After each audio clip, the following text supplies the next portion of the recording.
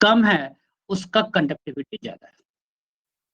तो we can see conductor has much greater than conductivity than semiconductor। हम दो connector रहते हैं, कॉपर और एल्युमिनियम। आप देखोगे वी प्रीफर दिस, क्यों? क्योंकि एल्युमिनियम से ज्यादा है कॉपर का conductivity. Conductivity of copper is more than conductivity of aluminium. तो एल्युमिनियम का रेजिस्टेंस ज्यादा है, हीट लॉस ज्यादा होगा, एनर्जी लॉस ज्यादा होगा। That's why we prefer copper over aluminium. ठीक है, जहाँ पे कि आई थिंक जो उसका डाटा है ये अगर हम देखेंगे कॉपर का और एल्युमिनियम का कंडक्टिविटी, तो सेमी कंडक्टर के रिस्पेक्ट में उसके कंडक्टिविटी में डिफरेंस तो कम ही होगा, राइट? सेमी कंडक्टर और कंडक्टर के कंडक्टिविटी में बहुत डिफरेंस है। उतना डिफरेंस तो कॉपर और एल्युमिनियम में नहीं होगा। अगर मैं डाटा देखूं, कहीं मुझे मिल जाए, कुछ डाटा है क्या एनसीईआरटी में? अगर दिया होगा तो बोलूंगा, तो नहीं बोलूंगा। नहीं दिया ऐसा कुछ, वो बस एक रेंज दिया है। एनीवे, सो इतना क्लियर है कि अगर कंडक्टिविटी डिक्रीज हो रहा है, देन हम फिर सेमीकंडक्टर यूज क्यों करते हैं भाई? हमने देखा कॉपर से एल्युमिनियम का कनेक्टिविटी घटता है, तो उसको हम लोग यूज नहीं करना प्रीफर करते हैं। हम लोग प्रीफर करते हैं कॉपर, ताकि हीट लॉस कम हो। तो यहाँ से कनेक्टिविटी बहुत ज्यादा डिक्रीज हो गया। Then why do you use semiconductor? हम इसको यूज ही क्यों करते हैं? क्यों पढ़ना पड़ा? अभी तो आप देखते हो मेरा हम लोग का पूरा लाइफ, मोबाइल फोन, लैपटॉप, आवाज जितना होता है, स्पीकर, जो भी आप देख रहे हो, हर जगह आपका सेमीकंडक्टर यूज हो रहा है। तो इसका ऐसा क्या खासियत है, इसमें ऐसा क्या बेनिफिट है कि सब फर्स्ट थिंग है कि सेमीकंडक्टर यूज क्यों किया भाई, उसका क्या बेनिफिट हो बीच में आवाज कट गया था। अभी मैं बस एक ही पॉइंट लिया हूं कि हमने देखा कि conductivity of copper is much greater then conductivity of semiconductor, और एल्युमिनियम का उससे थोड़ा कम कंडक्टिविटी है कॉपर से। लेकिन फिर भी हम लोग एल्युमिनियम के बदले कॉपर यूज करना प्रीफर करते हैं। रेसिस्टेंस कॉपर का कम है, तो हीट लॉस कम होगा, एनर्जी लॉस कम होगा। सेमी कंडक्टर का रेसिस्टिविटी कंडक्टर स्पेक्ट्रम में बहुत ज्यादा है। आपको डाटा यहाँ पे दिख रहा है, यहाँ पे हमें डाटा दिख रहा है कि ये 10⁻⁵ 10⁻⁶ है, 10⁻8 तक ही है। 10⁻14 टाइम्स तक ज्यादा है इसका रेसिस्टिविटी, मीन्स कंडक्टिविटी 10⁻14 टाइम्स तक कम है। सो इतना कम कंडक्टिविटी होते हुए भी हम लोग सेमीकंडक्टर क्यों यूज कर रहे हैं? आजकल हमारे लाइफ में हर जगह इसको यूज कर रहे हैं, राइट? हम लोग जितना आसपास अपने देख लो ना, हर जगह आपको सेमीकंडक्टर मिलेगा। ऐसा क्या है? तो मैं वहीं से स्टार्ट किया हूँ। जो इसका मेन फीचर है कि we can control conductivity of semiconductor, ये हम कंट्रोल कर सकते हैं। इसका कंडक्टिविटी हमको एज पर रिक्वायरमेंट, हम सर्किट में हमको जितना कंडक्टिविटी चाहिए वो हम अपने हिसाब से हम पढ़ाएंगे कि कैसे हम लोग कंट्रोल करते हैं। But we can control, but conductor की कंडक्टिविटी हमारे कंट्रोल में नहीं है।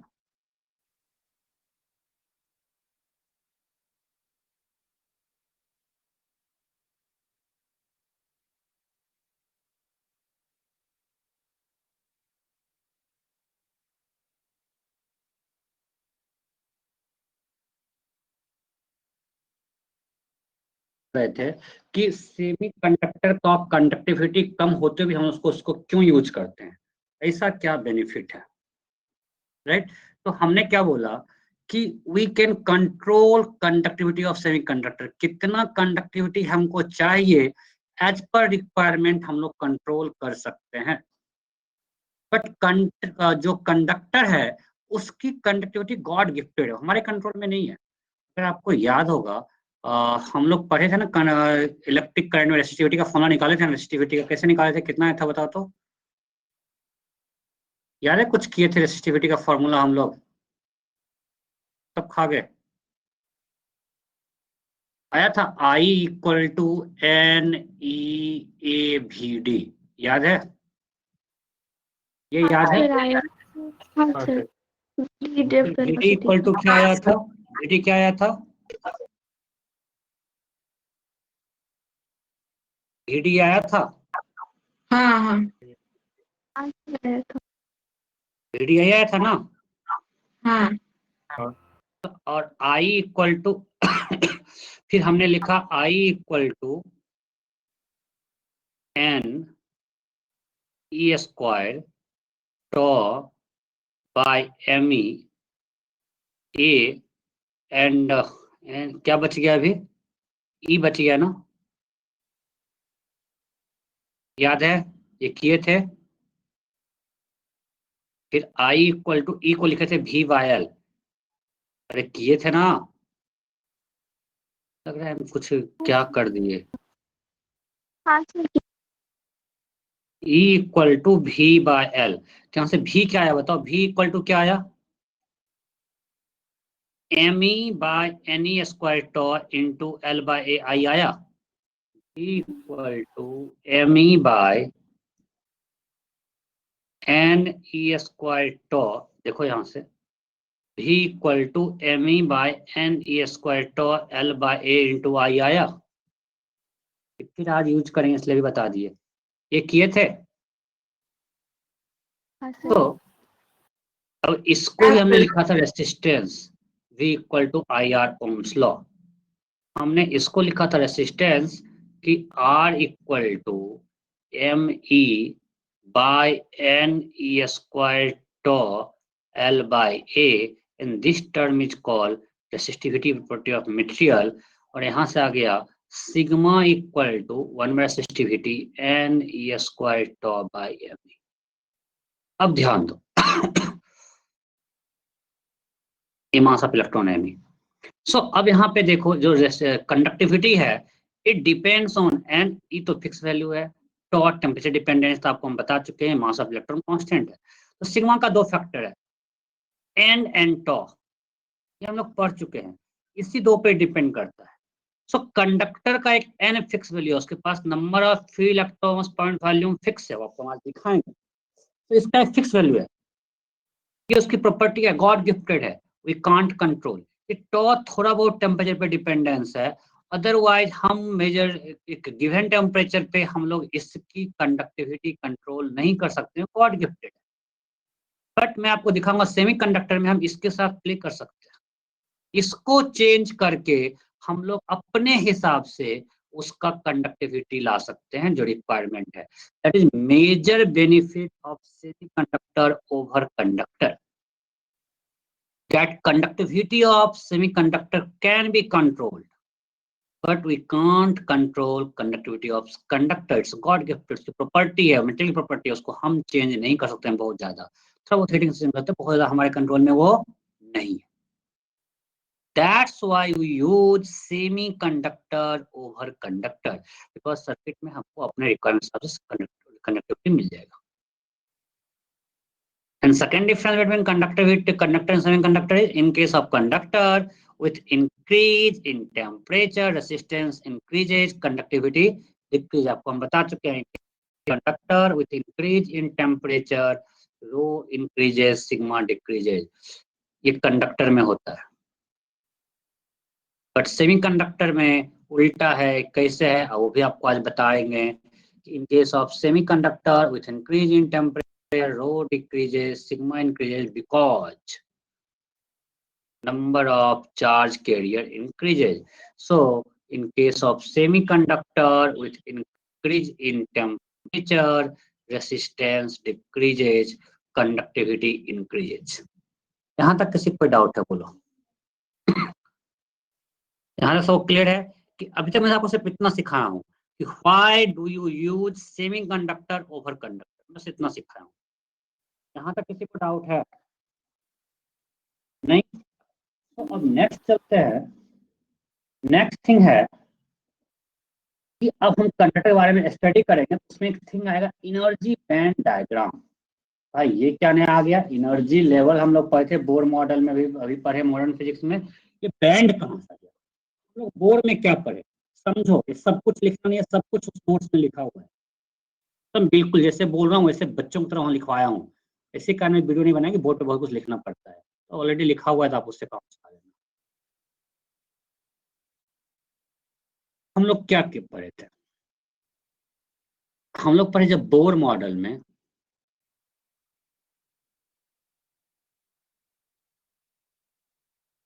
उसमें पढ़े थे कि हमारे पास डिफरेंट एनर्जी लेवल्स है, n equal to 1, n equal to 2, n equal 3, n equal to 4।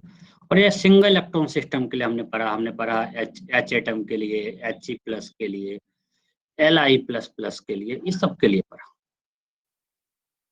Okay, अब बोर के हिसाब से अगर उससे कोई इलेक्ट्रॉन जंप करेगा तो हमको एक फिक्स लैम्डा मिलेगा, 3 1 करेगा तो एक फिक्स लैम्डा मिलेगा, 3 से 2 करेगा तो फिक्स लैम्डा मिलेगा। बट हम लोग जब पास एक सेंसिटिव इंस्ट्रूमेंट आया, आपको पढ़े हो केमिस्ट्री में कि यहाँ भी एक देयर वाज स्मॉल स्पेसिंग, और यहाँ पे हम सिंगल डेफिनेट लाइन नहीं मिला, यहाँ पे एक हमको लाइन मिला, that was there was set of lines. इनके बीच का स्पेसिंग बहुत कम था, इनके बीच का लैम्डा गैप बहुत कम है, फाइन गैप है, बट वहाँ पे लाइन था, वहाँ पे लाइन नहीं है। हम लोग जो पढ़े कि अगर 2 to 1 आएगा will get photon of 10.2 electron volt, single photon. But बाद में देखा कि जब हमारे पास इंस्ट्रूमेंट सेंसिटिव आए कि यहाँ पे भी एक स्पेसिफिक, मतलब ये सिंगल लाइन नहीं है, तो ये बोर मॉडल एक्सप्लेन नहीं कर पाया। फिर बोर इलेक्ट्रॉन सिस्टम को इसे बताए, बट हमारे पास तो बहुत सारे मल्टी इलेक्ट्रॉन सिस्टम है, उसके लिए क्या करेंगे? तो आप लोग पढ़े केमिस्ट्री में श्रोडिंगर इक्वेशन पढ़े हो ना? इक्वेशन लिख रहा हूँ, आप डरना मत, ये हमारे लिए किसी काम का नहीं है, हम इसको कोई यूज नहीं करेंगे, बस समझाने के लिए कर रहे हैं, आपको याद करने की जरूरत नहीं है। आप तो केमिस्ट्री में इसको देखे हो ना? केमिस्ट्री में कुछ देखा हुआ है क्या ये? हाँ हाँ सर। वी लिखा रहता है, मैं यू लिख रहा हूँ, it is for potential energy. हम आपको नॉर्मली बुक में वी लिखा रहता है पोटेंशियल एनर्जी के लिए, T equal to E psi, right? तो यहाँ पे साई क्या है? Wave function. और एक कुछ ये हमारा टाइम इंडिपेंडेंट श्रोडिंगर इक्वेशन है, हमारे पास दो होता है, time independent and time dependent. Time independent मतलब किसी एक इंस्टेंट पे ये है कि टाइम हमने फिक्स कर दिया, depends on X Y Z वो फंक्शन, हमको उसमें जाना नहीं, हमको सिर्फ देखना है यहाँ टोटल एनर्जी है, ये पोटेंशियल एनर्जी है। मतलब डिपेंडिंग ऑन दिस फंक्शन अगर आपको यह है तो आप, अगर आपको ये पता है तो आप साई निकाल सकते हो। तो सिंगल इलेक्ट्रॉन सिस्टम में क्या था? सिंगल इलेक्ट्रॉन सिस्टम जो बोर ने बताया, वहां पे एक न्यूक्लियस है और यहाँ एक इलेक्ट्रॉन है। तो यहाँ पोटेंशियल एनर्जी बिल्कुल वेल डिफाइंड था, अगर हम इसको ओरिजिन मान लें तो it will be Z minus Z E square by R. But if we go for multi electron system, मानते हैं हमारे पास सोडियम एटम है जिसका Z11 है, तो now we have many electrons.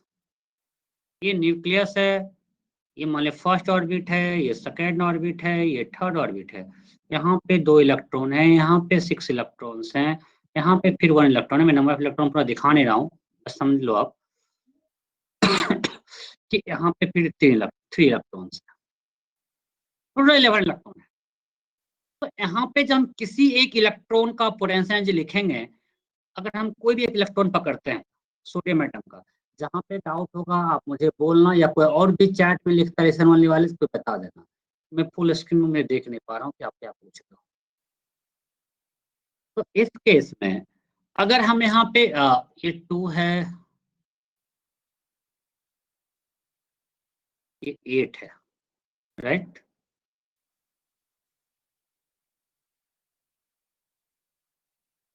ये 1 है फिर आगे है मेरे पास और भी है, वो एम्प्टी है।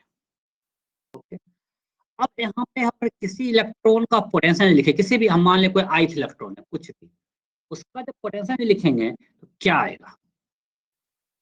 एक ड्यू टू न्यूक्लियस के इंट्रैक्शन के कारण minus Z E square by 2r। 2r क्यों? आर होगा, minus K Z E square by R. ये हुआ due to interaction between nucleus and electron. But इस इलेक्ट्रॉन का, अगर हमने इस इलेक्ट्रॉन को पकड़ा है हम इस इलेक्ट्रॉन का लिख रहे हैं, तो इस इलेक्ट्रॉन का हर अलग अलग दूसरे इलेक्ट्रॉन से भी तो इंटरेक्शन है। इसके पास जो और 10 अदर इलेक्ट्रॉन्स है उससे इंटरेक्शन करेगा, उसके कारण पोटेंशियल एनर्जी क्या होगा, K Q1 Q2 minus plus हो गया बाय R। अब R लिखेंगे, अगर हम ith इलेक्ट्रॉन के लिख लें, हम U फॉर ith इलेक्ट्रॉन लिख रहे हैं, तो ith इलेक्ट्रॉन का जो होगा सारे इलेक्ट्रॉन से हम यहाँ लिख देते हैं R ऑफ ith, इसका मोल। अब इसका और सारे इलेक्ट्रॉन्स अगर हम इंटरेक्शन करवाए, कोई जेथ इलेक्ट्रॉन से करवाते हैं, तो इसका जो डिस्टेंस होगा जेथ इलेक्ट्रॉन से होगा RJ vector minus RI vector, ये दिस डिस्टेंस। अरे यहाँ पे मान लीजिए जेथ इलेक्ट्रॉन है, ये ith इलेक्ट्रॉन है, तो इसका पोजीशन वेक्टर है RJ, इसका पोजीशन वेक्टर है RI, ये है मेरा RI, ये है मेरा RJ, ये है मेरा RI वेक्टर, ये है मेरा RJ वेक्टर। तो इसका जो लेंथ होगा वो क्या होगा, इसका जो लेंथ होगा magnitude of RJ minus RI, वो हमने लिखा K Q2 बाय R। अब ये और इसको हम पूरा सम कर देंगे, फिर J is not equal to I। भाई J is not equal to I मतलब खुद का खुद से इंटरेक्शन तो नहीं होगा। अगर एक इलेक्ट्रॉन का 10 अलग अलग इलेक्ट्रॉन से इंटरेक्शन हुआ, तो ये आपके लिए काम का बहुत है, मैं समझाना चाह रहा हूँ, एक नया पोटेंशियल एनर्जी फंक्शन आ गया। मतलब जो सिंगल इलेक्ट्रॉन सिस्टम के लिए जो बात थी वो अब मल्टी इलेक्ट्रॉन सिस्टम में नहीं है। क्यों? क्योंकि अब इलेक्ट्रॉन इलेक्ट्रॉन भी इंटरेक्शन है। अब जब नया पोटेंशियल एनर्जी सिस्टम फंक्शन आ गया, सिंगल इक्वेशन का जो सॉल्यूशन होगा वो अलग हो जाएगा, और हमको वहाँ सिमिलर ऑर्बिटल जब पता है 1s 2s 2p सब केमिस्ट्री पढ़ चुके हैं, तो ये हमारे लिए बहुत काम का चीज है। मैं समझाना चाह रहा हूँ कि सब कुछ होगा energy band diagram. Energy band आया कहाँ से, मैं वो समझाना चाह रहा हूँ। तो आपको सब कुछ याद नहीं रखना है, बस एक स्टोरी समझ में आना है कि हमने स्टार्ट किया बोर मॉडल से, वहां पे था सिंगल इलेक्ट्रॉन सिस्टम। हमने स्टार्ट किया बोर से, वहां पे था सिंगल इलेक्ट्रॉन सिस्टम। तो सिंगल के लिए हमने लिखा डिस्क्रीट एनर्जी लेवल था 1 का अलग, 2 का अलग, 3 का अलग, 4 का अलग। फिर जब मल्टी इलेक्ट्रॉन सिस्टम में आए तो हमारा पोटेंशियल एनर्जी फंक्शन चेंज हो गया, मींस हर इलेक्ट्रॉन का पोटेंशियल एनर्जी फंक्शन अलग अलग कुछ आ गया। सो वहां पे फिर हमारे पास वहां से आए डिफरेंट क्वांटम स्टेट जो हम लोग पढ़ चुके हैं, कि यहाँ से हम डिफाइन किए 1s 2s, मतलब 2 में भी आ गया 2s और 2p, इसका अलग अलग एनर्जी लेवल है। 3s 3p, नॉर्मली पहले आता है 4s देन 3d। सब केमिस्ट्री में पढ़ चुके हो, right? But according to Pauli exclusion principle, in a single quantum state we can have only one electron. So 1s के पास कितने quantum states हैं? 2 quantum states हैं या नहीं? अरे 1s में कितने quantum states हैं? सब कुछ पढ़ा हुआ है। Number of quantum state 2। इसके पास कितना है? 2। इसके पास 6 2 6 2 10। So these are number of quantum states. अब इसको फिल करते हैं सोडियम एटम में, तो फिल हो गया। हमारे पास 2 क्वांटम स्टेट था, हमने दोनों को फिल कर दिया। फिर हमने यहाँ पे 2 था, दोनों को फिल कर दिया। फिर यहाँ पे 6 है, 6 को फिल कर देते हैं।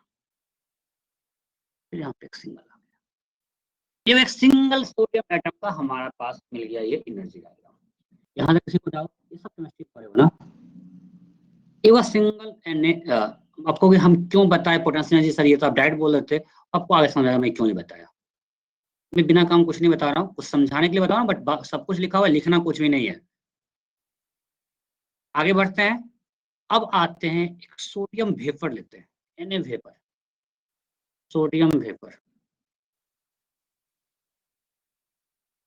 सो यहाँ पे भी सोडियम का बहुत सारा एटम है। Only thing vapour means gaseous field, so separation between two Na atom will be large. Separation between two Na atoms large होगा। जब उसका सेपरेशन लार्ज है, तो हम लोग ये एज्यूम कर सकते हैं कि आपस में 2 एटम का कोई भी इंटरेक्शन नहीं है। हम इसको इग्नोर कर सकते हैं बिकॉज उसके बीच का सेपरेशन बहुत ज्यादा है। सो अगर so no interaction among atoms, अगर इंटरेक्शन नहीं है means they will behave like a isolated atom. No interaction among atoms. No interaction among atoms. Interaction नहीं है तो बताओ सोडियम वेपर का एटम हो या आइसोलेटेड हो, दोनों में कोई डिफरेंस रहेगा क्या? दोनों बिल्कुल सेम होगा ना, क्योंकि आपस में कोई इंटरेक्शन नहीं हो रहा है। यहाँ तक कोई दिक्कत नहीं सर। नहीं, ओके, जहां दिक्कत होगा वहीं रोकना। और चैलेंज करता हूँ, इतना समझा कि कहीं नहीं है, आपका एनसीईआरटी स्टार्ट ही होता है एनर्जी बैंड डायग्राम से, कोई बुक खोज लो पकड़ के, बहुत मेहनत किया हुआ इस चैप्टर में, कोशिश करता हूँ समझाने का, देखते हैं कितना सफल होते हैं। अब आप यहाँ पे Na एटम का चूंकि स्पेसिंग बहुत ज्यादा है, इसलिए आपस में कोई इंटरेक्शन नहीं है, तो वेपर में will behave like a simply acetate atom. तो हम मानते हैं मेरे पास Na वेपर है, N एटम, N एटम है, Na वेपर में N atoms, N atom of sodium. अब फिर से बनाते हैं एनर्जी लेवल डायग्राम। मैं आप एनर्जी लेवल में जो है उसका स्पेसिंग ऑन द स्केल नहीं है, बस मैं सिर्फ इतना दिखा रहा हूँ किसका ज्यादा किसका कम, गैपिंग स्केल पे नहीं है। 1s 2s 2p 3s 3p 3d, इतना से कम, या 4s भी आता है, चलो 4s। एनीवे, अब यहाँ पे बताओ n एटम है तो ठीक से बोला, 1s में अब कितने क्वांटम स्टेट्स हैं? अगर n एटम है तो कितने क्वांटम स्टेट है 1s में? 2n, बिकॉज हर एक सिंगल एटम का 2 क्वांटम स्टेट्स है, तो n एटम का 2 × n, इसमें किसी को दिक्कत नहीं। फिर 2s में भी 2n क्वांटम स्टेट्स हैं, 2p में 6n क्वांटम स्टेट्स होंगे, 3s में फिर से 2n क्वांटम स्टेट होगा, 3p में 6n क्वांटम स्टेट होगा, 4s में 2 क्वांटम स्टेट्स होगा। और अभी जो मेरा एनर्जी लेवल डायग्राम था, मैंने बिल्कुल लाइन बना दिया, क्यों? क्योंकि कोई अंतर नहीं आया यार, ये सिंगल Na एटम हो, वेपर का एटम, आपस में कोई इंटरेक्शन नहीं है, दे आर जस्ट एटम। फिर से एनर्जी जब फील होगा तो यहाँ पे पूरा 2n इलेक्ट्रॉन फिल हो जाएगा, यहाँ पे 2n फिल हो जाएगा, यहाँ पे 6n होगा, और यहाँ पे कितना आएगा? n atom, n electron, yes और नो? यहाँ पे इलेक्ट्रॉन पूरा फिल कर देगा, यहाँ पे 2n करेगा, यहाँ पे 6n करेगा, यहाँ पे Na में आएगा n इलेक्ट्रॉन, मतलब n क्वांटम स्टेट्स इसमें एम्प्टी हुआ। कोई दिक्कत यहाँ तक कोई दिक्कत नो नहीं? नो ये आ सर। गया वेपर। अब आते हैं जब हमारे पास सोडियम क्रिस्टल हो, की तरफ चलते हैं जो हमारे यूज में आता है, सोडियम क्रिस्टल, समझना इसको।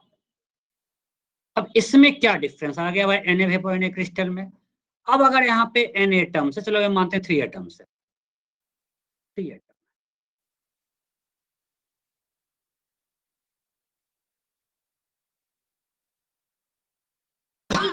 हमारे पास सोडियम क्रिस्टल है,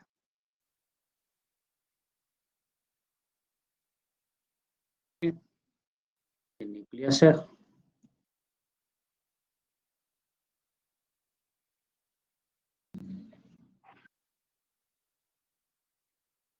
मान लो 3 एटम्स, लेट्स अज्यूम। अब बताओ इसका जो इलेक्ट्रॉन बाहर वाला है उसका इंटरेक्शन हम लोग इग्नोर कर सकते हैं क्या? कर सकते हैं क्या? नहीं कर सकते। इनफैक्ट इनर का भी इंटरेक्शन कुछ होगा, बट जैसे जैसे अंदर जाएंगे वैसे वैसे इंटरेक्शन इनर इलेक्ट्रॉन का कम होगा, नेग्लिजिबल कर सकते हैं, बट बाहर वाले का इंटरेक्शन तो आपस में जो उसके खुद के एटम के इलेक्ट्रॉन उसके था ही, अब वो नेबरिंग एटम के इलेक्ट्रॉन से भी इंटरेक्शन करेगा। अब बताओ, फॉर एग्जाम्पल ये हम 3s लेते हैं। अब ये 3s का जो ये इलेक्ट्रॉन है, ये इलेक्ट्रॉन है, ये इलेक्ट्रॉन है, तीनों का पोटेंशियल एनर्जी फंक्शन सेम या अलग अलग हो जाएगा? पोटेंशियल एनर्जी फंक्शन सेम या अलग अलग? सेम हो जाएगा सर। क्यों? जब आपस में इंटरेक्शन करेगा तो सेम कैसे होगा? जब आइसोलेटेड था तो तीनों आइडेंटिकल था, कोई मतलब नहीं है, लेकिन जब ये आपस में इक्वल इंटरेक्शन, नंबर से इंटरेक्शन कर रहा है ना, लेकिन स्पेसिंग कैसा है, कौन कितना दूर है, तुमको क्या पता? जब हम पोटेंशियल एनर्जी लिखेंगे तो ऐसा थोड़ा कि बिल्कुल ऐसा स्पेसिंग ऐसा कुछ है, इसका इंटरेक्शन है, क्या स्पेसिंग, और इलेक्ट्रॉन वहां पे वेव है, इलेक्ट्रॉन वेव में कौन किस पॉइंट पे कैसे इंटरेक्शन कर रहा है, तो सबका ये जो एनर्जी लेवल होगा सबका पोटेंशियल सेम देख सकते हैं क्या? देख सकते हैं। अब सबका अपना कुछ ना कुछ अलग पोटेंशियल एनर्जी होगा, तो सबका जो एनर्जी लेवल था, जो हम लोग पहले सबको इक्विवेलेंट माने थे, अब सब इक्विवेलेंट नहीं है। अब सबसे, अब ये चूंकि आपस में इंटरेक्शन कर रहा है दूसरे से भी, अब सबका अपना अलग अलग कुछ कुछ एनर्जी होगा, थोड़ा सा आगे पीछे होगा, ज्यादा डिफरेंस नहीं होगा, बट कुछ कोई अप जाएगा कोई डाउन जाएगा।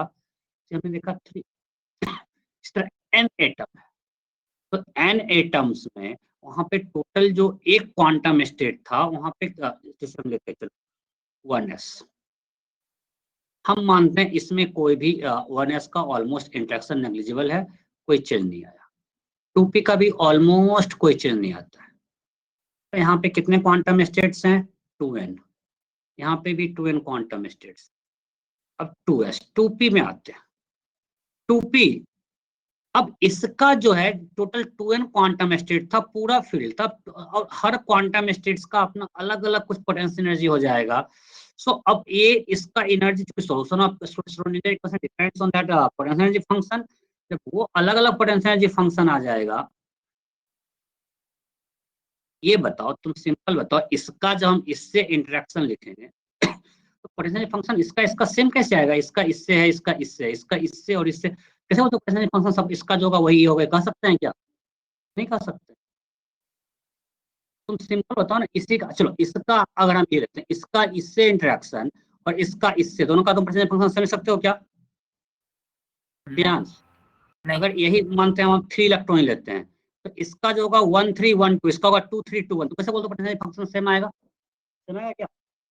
नहीं आएगा। सर ये वाला फिर से नहीं बोलिए आएगा। ना। अगर इसका पोटेंशियल लिखने जाएंगे आपस में, इसका एक क्या आएगा? R, एक आएगा R13, एक आएगा R12, आएगा कि नहीं आएगा? 1 के लिए, 1 के लिए R क्या क्या आएगा? R13 एंड R12 आएगा कि नहीं आएगा? हम सिर्फ इसका एक आउटर से ले रहे हैं तो भी तो सिंप्लीफाई आपको हम दिखा रहे हैं। 2 का R क्या आएगा? R12 और R23। 2 के लिए जो लिखेंगे पोटेंशियल एनर्जी क्या आएगा? R23 and R12। बताओ पोटेंशियल जब लिखेंगे दोनों का सेम है, अलग अलग आएगा? 1 और 2 का अलग अलग आएगा। अलग अलग आएगा। जब अलग अलग आएगा मतलब एनर्जी, टोटल एनर्जी चेंज कर जाएगा। टोटल एनर्जी जब चेंज कर जाएगा एनर्जी लेवल डायग्राम जो होगा, अब ये 2p में जितने इलेक्ट्रॉन हैं सबका अलग अलग एनर्जी आ गया। और ये गैप बहुत ज्यादा नहीं, कुछ इलेक्ट्रॉन वोल्ट में आता है, कुछ बहुत छोटा सा इलेक्ट्रॉन वोल्ट में है। यहाँ पे आपको हम दिखाएं 3, जब यहाँ पे n एटम होगा, अगर क्रिस्टल में n एटम है तो वहां पे 2n क्वांटम स्टेट्स हैं और पूरा 2n क्वांटम स्टेट्स कुछ इलेक्ट्रॉन वोल्ट में स्प्रेड हो गया है भाई। मतलब एक सिंगल लाइन जो है स्प्रेड हो गया है कुछ इलेक्ट्रॉन वोल्ट में, और ये 2n स्टेट्स हैं। इसको ऑलमोस्ट कंटिन्यूअस मान सकते हैं कि नहीं मान सकते? बताओ स्पेसिंग कितना होगा? बहुत कम। अगर सिर्फ तुम 1 मोल ले लो तो स्पेसिंग है 10⁻23 इलेक्ट्रॉन वोल्ट के ऑर्डर में। अगर तुम सिर्फ 1 मोल सोडियम ले लो तो यहाँ पे जो स्पेसिंग आएगा वो क्या आएगा? 10⁻23 इलेक्ट्रॉन वोल्ट के ऑर्डर में। आया कि नहीं आएगा? समझ रहे हो? इसमें दिक्कत है। मैं क्या बोला कि जब आइसोलेटेड था हाँ, मेरा ये 1s था, 2s था, 2p था, बिल्कुल शार्प लाइन था। अब हमने बोला जब सोडियम क्रिस्टल लिए, इनर में बहुत ज्यादा इंट्रैक्शन नहीं है, ऑलमोस्ट शार्प लाइन होगा, थोड़ा सा आएगा ये स्पेसिंग, बट अब ऑलमोस्ट इसको शार्प मान सकते हैं। बट जो ही यहाँ पे 2p ले ले, इलेक्ट्रॉन जो सोडियम का हर सराउंडिंग एटम के इलेक्ट्रॉन से इंटरेक्शन के कारण जो यहाँ पे मेरे पास 6n क्वांटम स्टेट, यहाँ पे कितने क्वांटम स्टेट थे? 6 है। मतलब ये जो 6n पार्ट में डिवाइड हो गया 2p में, कुछ इलेक्ट्रॉन वोल्ट में ही मेरे पास 6n क्वांटम स्टेट्स हैं, इनका सबका अलग अलग एनर्जी है। ये सबका एनर्जी सेम या अलग अलग? अलग अलग। क्यों अलग अलग? बिकॉज पोटेंशियल एनर्जी फंक्शन अलग अलग है। पूजा समझ में आया ये चीज? हाँ सर।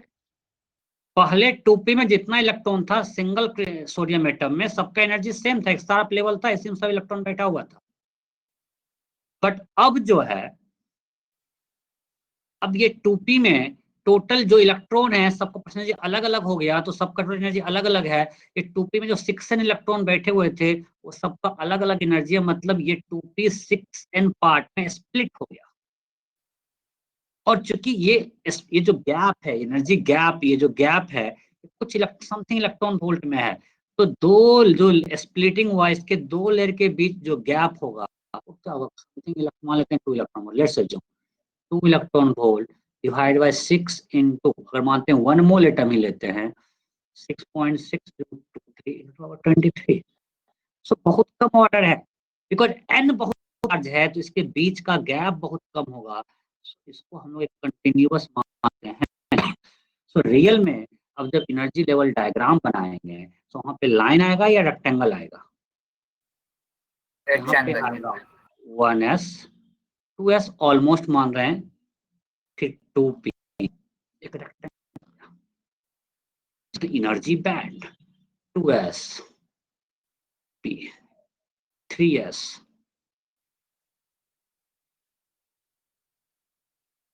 आगे 3p भी स्प्लिट करेगा। अभी हम उसमें ज्यादा इंटरेस्टेड नहीं है क्योंकि अभी मेरा एम्प्टी है ये,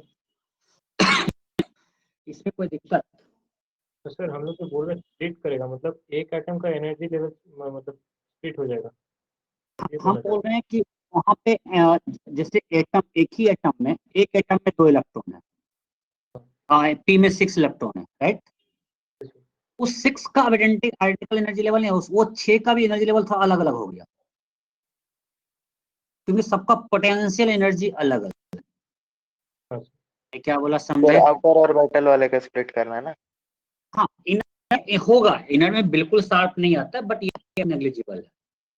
जैसे से हम बाहर जा रहे हैं वो स्प्लिटिंग हो रहा है। इनर में चूंकि इंटरेक्शन उतना ज्यादा नहीं होगा, ये हमारा जो अंदर का इलेक्ट्रॉन है वो मोस्ट बिहेव करेगा, इसमें बहुत ज्यादा इंटरेक्शन इसका बाहर से नहीं होता है तो सराउंडिंग, तो ऑलमोस्ट रह जाता है, वन ऑलमोस्ट आएगा ये हम क्या लिखे यहाँ पे 1s लिखेंगे तब 2s लिखेंगे। सो 1s जो होता है ऑलमोस्ट शार्प रह जाता है, भी है 2p से स्प्लिटिंग स्टार्ट। बोलो ठीक है। किसी को डाउट है? नहीं मैं यहाँ सर। रुका हुआ हूँ पक्का? सो आपका एनसीईआरटी यहाँ से स्टार्ट ही होता है, यहाँ तक तो कोई चर्चा ही नहीं है। सो यहाँ पे आया एनर्जी बैंड, क्यों आया? मतलब हम लोग शार्प लेवल पढ़े थे, वहां से क्या आ गया, एक बैंड, एक रेक्टेंगल आ गया। तो ये मेरा हो गया energy level diagram of Na crystal. अगर हमको पूछेगा Na वेपर का एनर्जी लेवल डायग्राम तो हम ये बनाएंगे, Na वेपर का एनर्जी लेवल डायग्राम ये बनाएंगे। बट जब Na क्रिस्टल का पूछेगा एनर्जी लेवल डायग्राम तो हमको शार्प नहीं रेक्टेंगल बनाना पड़ेगा, ये होगा एनर्जी लेवल डायग्राम। ओके, अब यहाँ पे कितने कितने क्वांटम स्टेट्स है वो पहले देखते हैं। हमारे पास कितने क्वांटम स्टेट्स हैं यहाँ पे? 2n। यहाँ पे देखते हैं नंबर ऑफ क्वांटम स्टेट, यहाँ कितने हैं? 2n। यहाँ कितने हैं? 6 है। यहाँ कितने हैं? 2n। यहाँ 6। अब यहाँ पे लिखते हैं नंबर ऑफ इलेक्ट्रॉन जो है, यहाँ पे पूरा सारा फील्ड है, ये भी पूरा फील्ड है, ये भी पूरा फील्ड है। यहाँ पे कितने इलेक्ट्रॉन है? 1n। और हाँ नहीं, ये सोडियम में 1n। इसका मतलब है कि ये इलेक्ट्रॉन, यहाँ पे कुछ क्वांटम स्टेट्स फील्ड हैं और यहाँ पे कुछ एम्प्टी क्वांटम स्टेट्स हैं।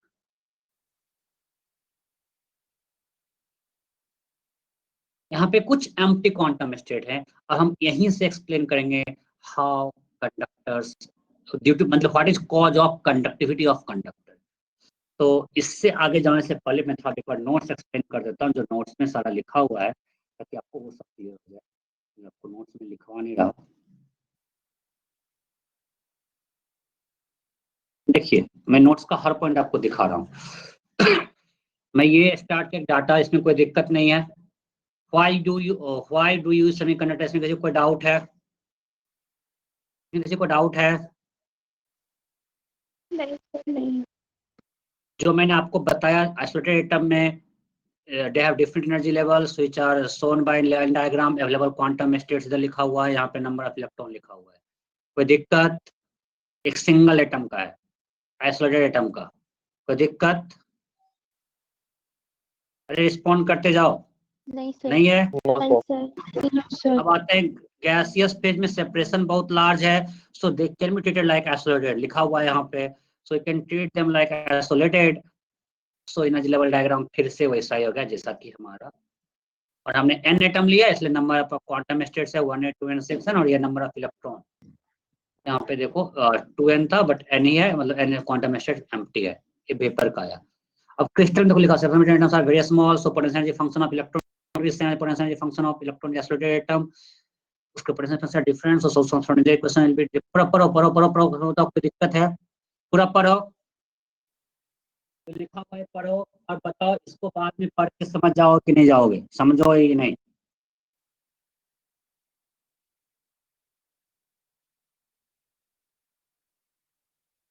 सर वो solution of Schrodinger wave equation क्या है? श्रोडिंगर इक्वेशन लिखे थे ना अभी, उसमें पोटेंशियल एनर्जी फंक्शन आया था, तो उस पे अगर पोटेंशियल एनर्जी फंक्शन चेंज करेगा तो एनर्जी, टोटल एनर्जी भी चेंज कर जाएगा। केमिस्ट्री में पढ़ा होगा। सो अभी बस इतना समझा, पोटेंशियल एनर्जी फंक्शन चेंज करने से टोटल एनर्जी चेंज कर जाता है। तो श्रोडिंगर पढ़ाना नहीं है। तो इसमें सॉल्यूशन मतलब क्या है? अरे वही जो सोल्यूशन इक्वेशन का सोल्यूशन क्या होता है? श्रोडिंगर इक्वेशन में अगर आपको दिया रहता है you are with some boundary condition we can always find E and psi. Schrodinger equation में आपको लिखा था, उसमें आपको अगर यू आर फंक्शन दिया है, इसमें अगर आपको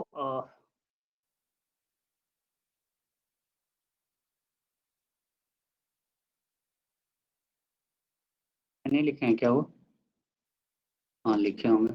हाँ, इसमें अगर आपको ये फंक्शन दिया रहता है with some limiting and boundary condition we can always find E and psi, तो ये एक इक्वेशन का सॉल्यूशन होगा। इसका सॉल्यूशन निकाल के हम लोग ई एंड साई निकालते हैं। यस सर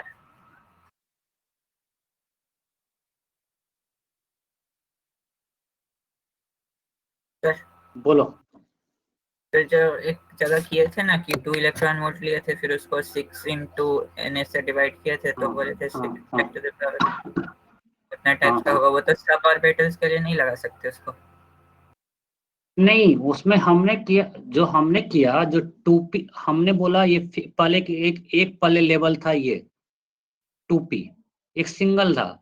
अब ये जब स्प्लिट किया तो स्प्लिट जो है ये ऑलमोस्ट, जो स्प्लिटिंग का जो रेंज है ये मतलब highest minus lowest in some electron volt, let's assume 2 electron volt. इस इलेक्ट्रॉन वोल्ट में कितने क्वांटम स्टेट्स हैं? तो 6 हैं। सो हम किसी दो क्वांटम स्टेट्स के बीच का एवरेज सेपरेशन लेवल निकाल लें, अप्रॉक्स 10⁻23 इलेक्ट्रॉन वोल्ट, क्योंकि बहुत छोटा है इसलिए उसको कंटिन्यूअस मान सकते हैं, एक बैंड डायग्राम। जैसे जैसे n बढ़ेगा स्पेसिंग घट जाएगा वो। तो डाउट क्या है इसमें? नहीं सर, वही इसमें सेपरेशन 10⁻23 था, सामने 6 रहता, और वही अगर 1s वगैरह में निकालते तो भी उसमें सिग्निफिकेंट ही रहता है, इसीलिए वही हाँ हाँ, ये बस एक ऑर्डर दिखा रहे हैं, बस ऑर्डर। और हमने एक डाटा लिया कि एक ही मोल है, तो जैसे जैसे n बढ़ेगा सेपरेशन घटते जाएगा। टोटल इलेक्ट्रॉन्स का मतलब सेपरेशन मतलब इलेक्ट्रॉन वोल्ट। हाँ मतलब हाँ, वहाँ पे जितने जितने इलेक्ट्रॉन है उसे स्प्रेड किया ना, ये जो 2p स्प्रेड किया ये मैक्सिमम से मिनिमम के बीच का जो गैप है समथिंग इलेक्ट्रॉन वोल्ट है, कोई फिक्स नहीं है, in the order of electron volt होता है। बस ये मैं बोल रहा हूँ, हम हर कुछ ऑर्डर में बात कर रहे हैं। तो यहाँ तक कोई डाउट नहीं है। तो यहाँ से आ गया जो लाइन डायग्राम है वो आ गया बैंड डायग्राम में। यहाँ तक मैं आपको बताया। देखो यहाँ पे मैंने 2s को भी हल्का सा कर दिया है, 1s को एकदम रखा है, 2s को हल्का सा कर दिया, फिर 2p 3s। यहाँ तक कोई दिक्कत नहीं सर। No sir. नहीं? अब आगे बढ़ते हैं।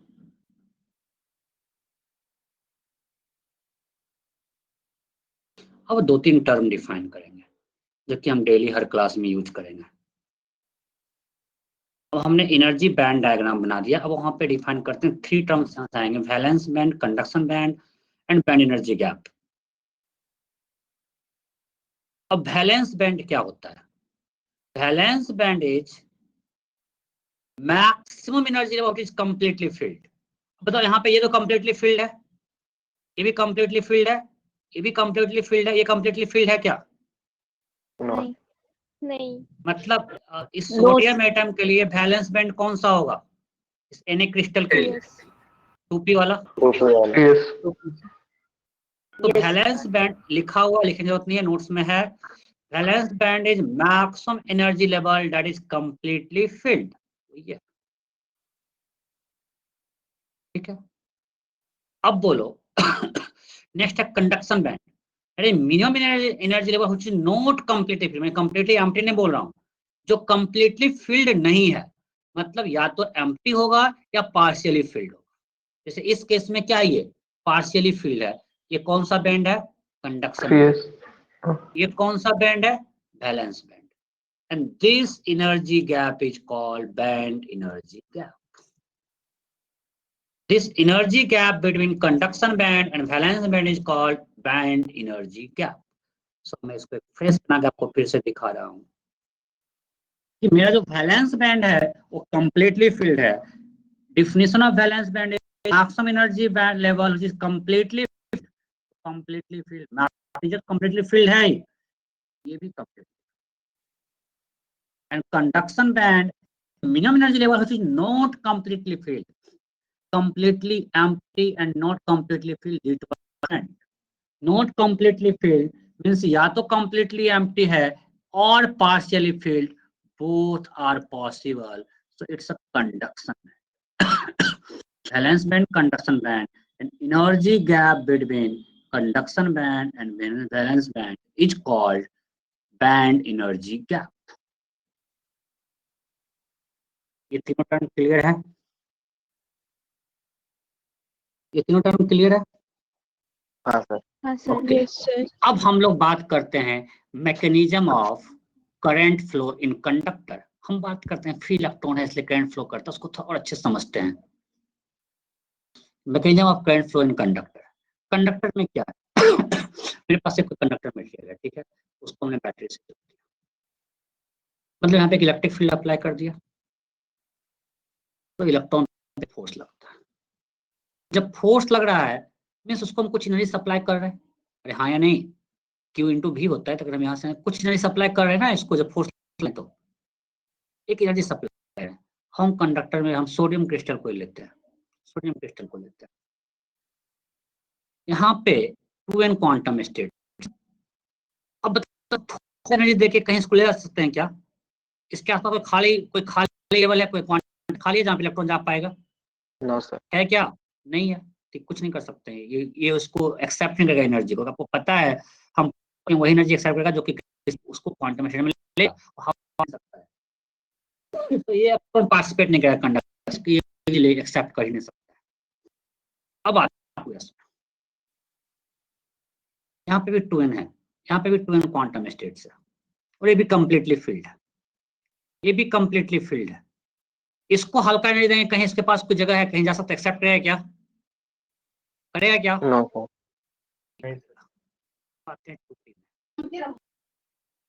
यहाँ 6n quantum states completely field है। इसको हम कुछ एनर्जी देंगे तो कहीं कोई जाएगा क्या? हाँ सर। जाएगा क्या? नहीं जाएगा। अब इसको अच्छे दिखाते हैं बैंड से। अब यहाँ पे सिंगल दिखाने की जरूरत नहीं है, नहीं दिखाना चाहिए। अब आते हैं 3s में।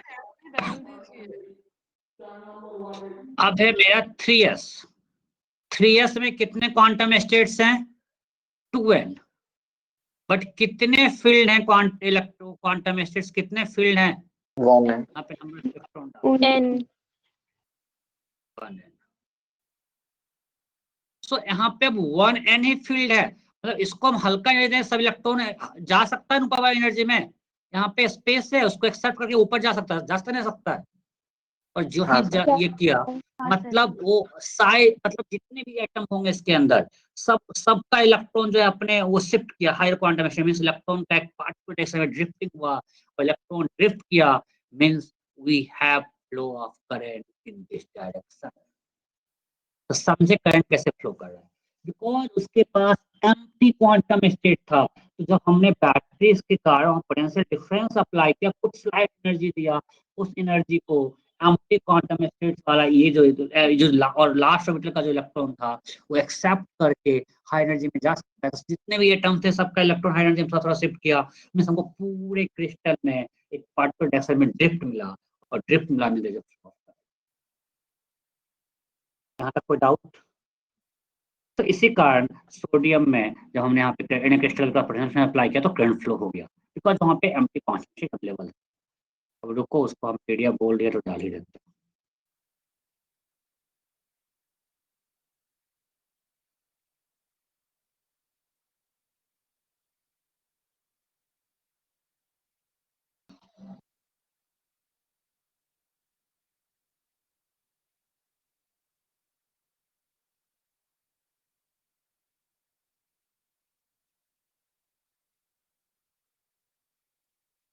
है नहीं। सो ये हो गया। अब मेरा डाउट है, आपको डाउट नहीं है, मैग्नीशियम क्या है, कंडक्टर या नॉन कंडक्टर? मैग्नीशियम कंडक्टर बोलो, कंडक्टर है। तो मैग्नीशियम का अगर एनर्जी लेवल डायग्राम बनाएंगे वहां तो 3s2 आ जाएगा, तो यहाँ तो कोई एम्प्टी क्वांटम स्टेट नहीं है, फिर कैसे उस पर बैटरी में जोड़ते हैं करंट फ्लो होगा? वहां तो मैग्नीशियम में तो 3s2 हो जाएगा, so there are no empty quantum states. उसका 3p खाली रहता है। हाँ 3p खाली है, लेकिन 3s और 3p तो गैप है। तो फ्री इलेक्ट्रॉन क्या क्या फ्री इलेक्ट्रॉन का फिर कॉन्सेप्ट अब भूल जाओ। फ्री इलेक्ट्रॉन कॉन्सेप्ट में यहाँ से बताया, फ्री मतलब क्या है कि उसके पास उसके आसपास एम्प्टी क्वांटम स्टेट है, इसलिए उसमें चला जाता है। बट 3s में तो तुम नहीं है, 3s पूरा फिल हो गया, अब कहाँ एम्प्टी क्वांटम स्टेट है? उसको सर और ज्यादा एनर्जी लगेगा।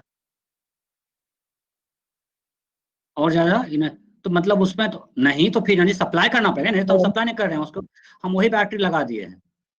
तो आयनिक स्टेट में कंडक्टर होगा क्या? नहीं, मैग्नीशियम एटम क्रिस्टल में कंडक्टर, उसमें क्या होता है जब वो स्प्रेडिंग होता है ना उसका ये अगर एनर्जी डायग्राम बनाते हैं मैग्नीशियम के लिए, ये 1s है, 2s में हल्का सा स्प्रेडिंग कर दिए, ये 2p है,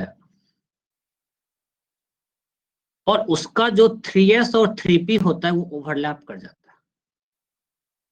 जब स्प्रेडिंग होता है तो 3s और 3p ओवरलैप कर जाता है मैग्नीशियम में। मतलब उसके पास यहाँ पे कितने, ये जो टोटल हो गए कितने क्वांटम स्टेट सब एक साथ आ गए बैंड डायग्राम में? 8। 2n इसका, 6n इसका, यहाँ टोटल कितने क्वांटम स्टेट्स हैं? 8n। और फिल कितना हुआ है? सिर्फ 2n।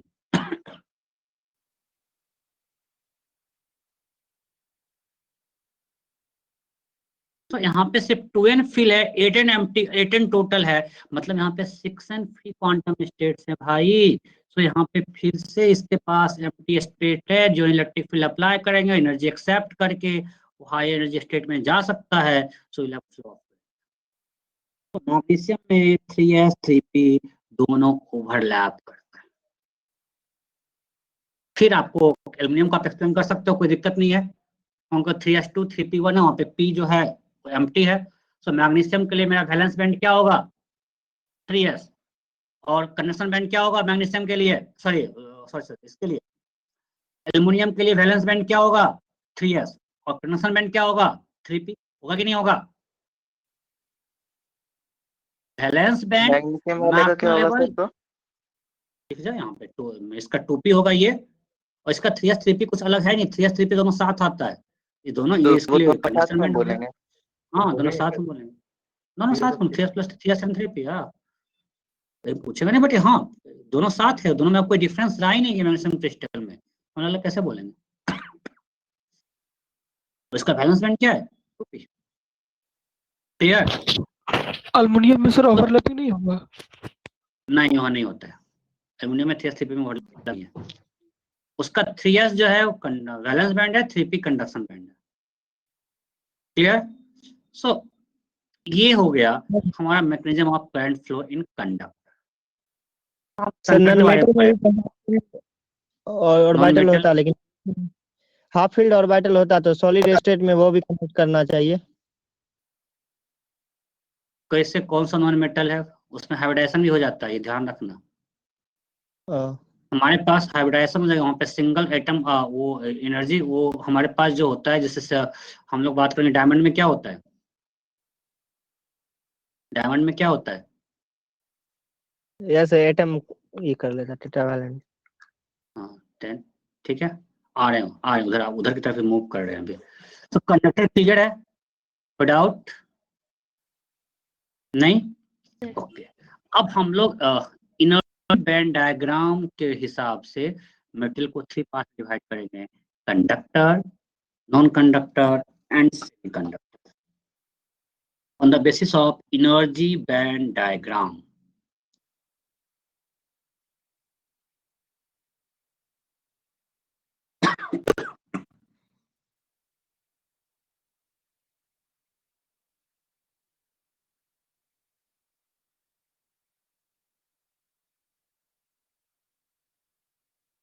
वो पीडीएफ ऐप में डाल दीजिए ना थोड़ा सा। मैं बोला डाल दिया। ओ अच्छा, हम लेट से ज्वाइन किए तो इसलिए। अभी बोला।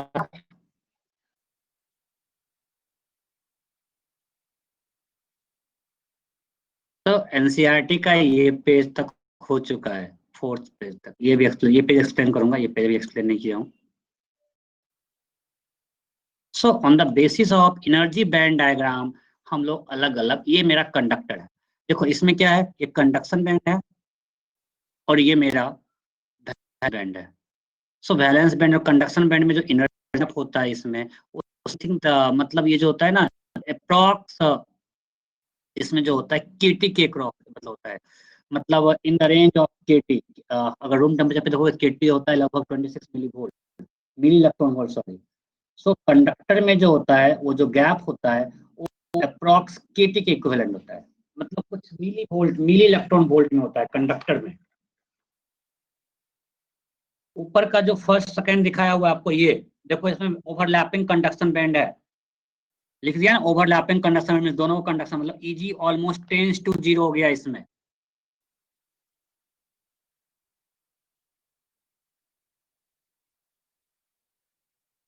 मतलब एक मिनट, इसमें किसको माना वैलेंस बैंड, किसको माना, इसका मतलब वैलेंस बैंड इसमें माना इसको ये 3s को, और इसको मान लिया 3p को conduction band. In case of magnesium valence band किसको माना है 3s को, और कंडक्शन बैंड माना है 3p को, और Eg कह दिया 0, टेंड्स टू 0। अब जो मेरा उल्टा सेमी क्यों लिखा है? कंडक्टर, हाँ क्या बोलो, वो उल्टा लिखा है ना, वो उल्टा क्यों लिखा है? वो भी इसी उल्टा कर दिया, उल्टा गलती से लिख दिया, एरर है, वो एरर है।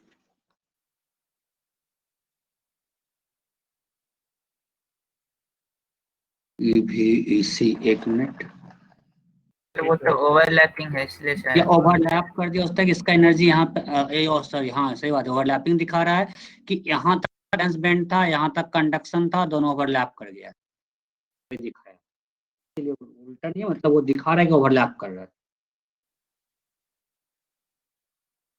ठीक है। ठीक है।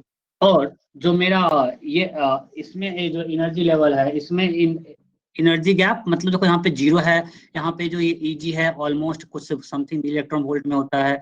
In case of semiconductor this Eg is less than 3 electron volt, means ये 100 kT से कम होता है, 100 kT से कम होता है। अगर आप देखोगे हमारे पास कुछ डाटा है, सिलिकॉन में शायद होता है 1.12 electron volt, Eg for silicon is 1.12, for germanium it's a 0.67, मतलब 100 kT से कम होता है। और यहाँ पे जो Eg है it's greater than 100 kT, at room temperature kT is approx 0.026 electron volt, 100 times क्या होगा 2.6, उससे बड़ा एनसीईआरटी थ्री दिया है। तो आपको जहाँ पूछेगा तो आप एनसीईआरटी कर लो, इससे अप्रॉक्स डाटा ये सब कुछ।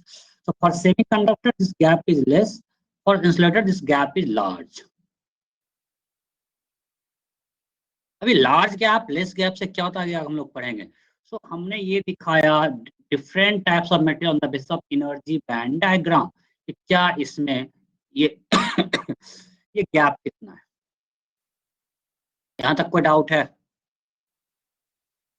अब आएंगे mechanism of current flow in semiconductor. Mechanism of current flow in case of semiconductor.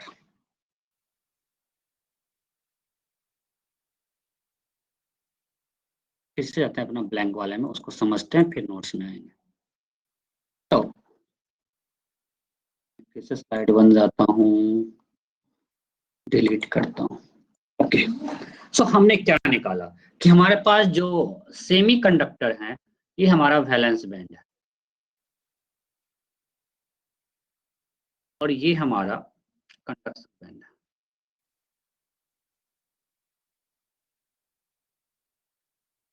Semiconductor में देखोगे कंडक्शन बैंड कंप्लीटली एम्प्टी होता है, ये एम्प्टी होता है, और ये कंप्लीटली फिल्ड है। कंडक्टर में पार्शियली फिल्ड था, बट यहाँ पे ये कंप्लीटली एम्प्टी है और ये फिल्ड है। सिलिकॉन को लेकर फिर देखेंगे, बट इस सेमीकंडक्टर में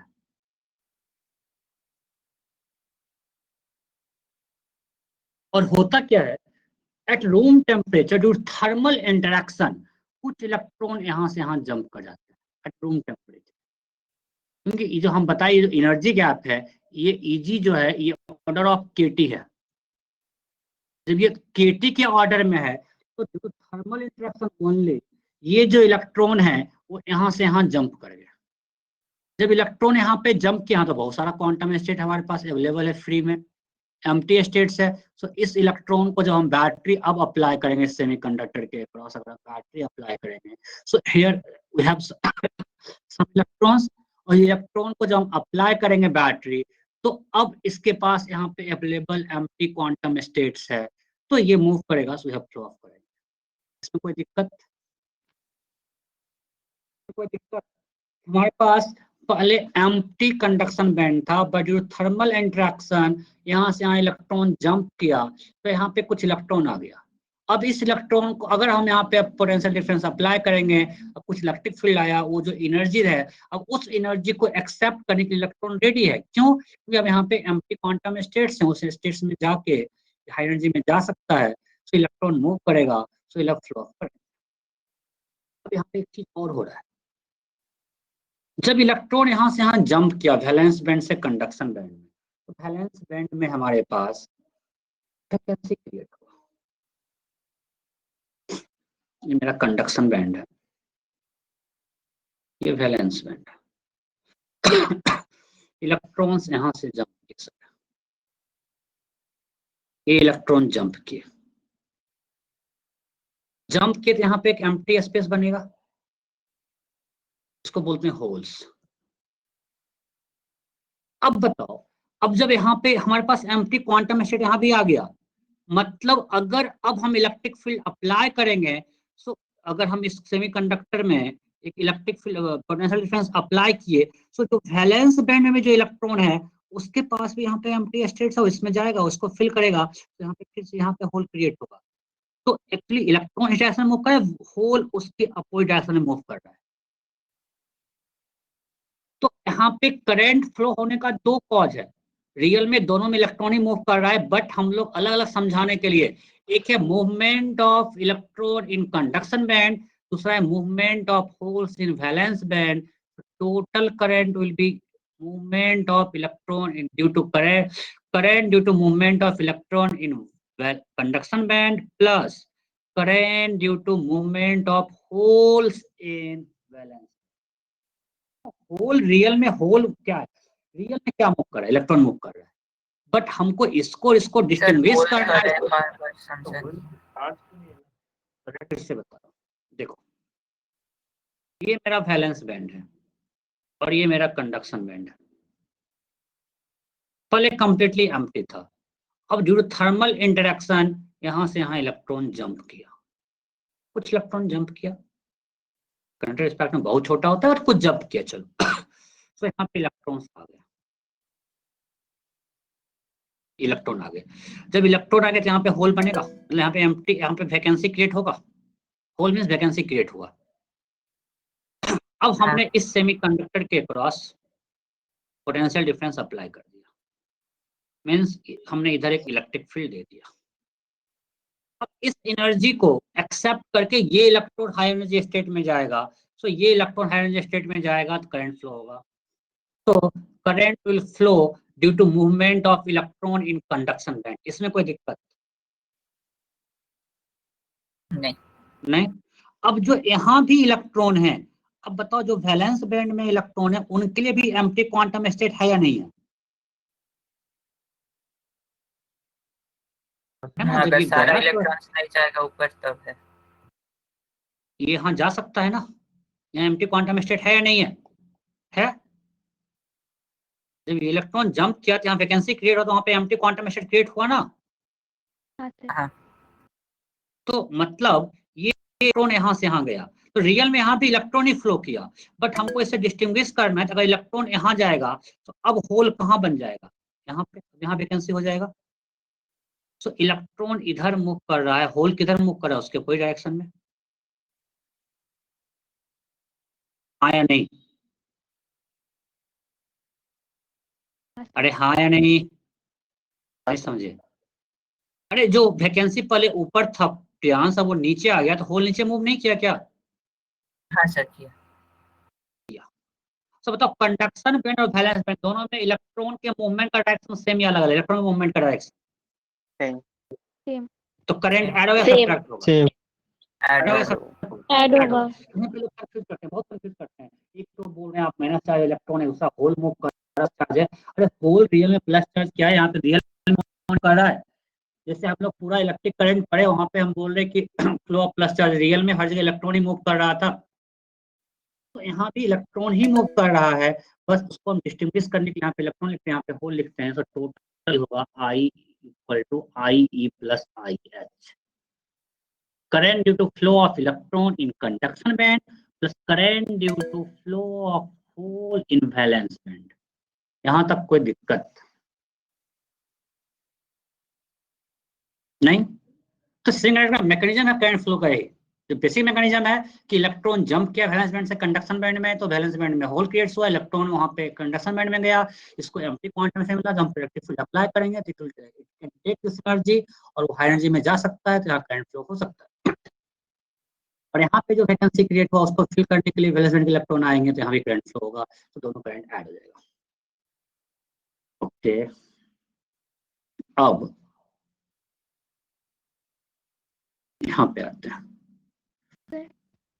हाँ बोलिए। सर इलेक्ट्रॉन का फ्लो का डायरेक्शन और होल का डायरेक्शन तो अपोजिट है, करंट दोनों में सेम कैसे फ्लो करेगा? अरे रियल तो कर इलेक्ट्रॉन ही फ्लो कर रहा है ना, रियल में इलेक्ट्रॉन दोनों में सेम ही फ्लो किया ना।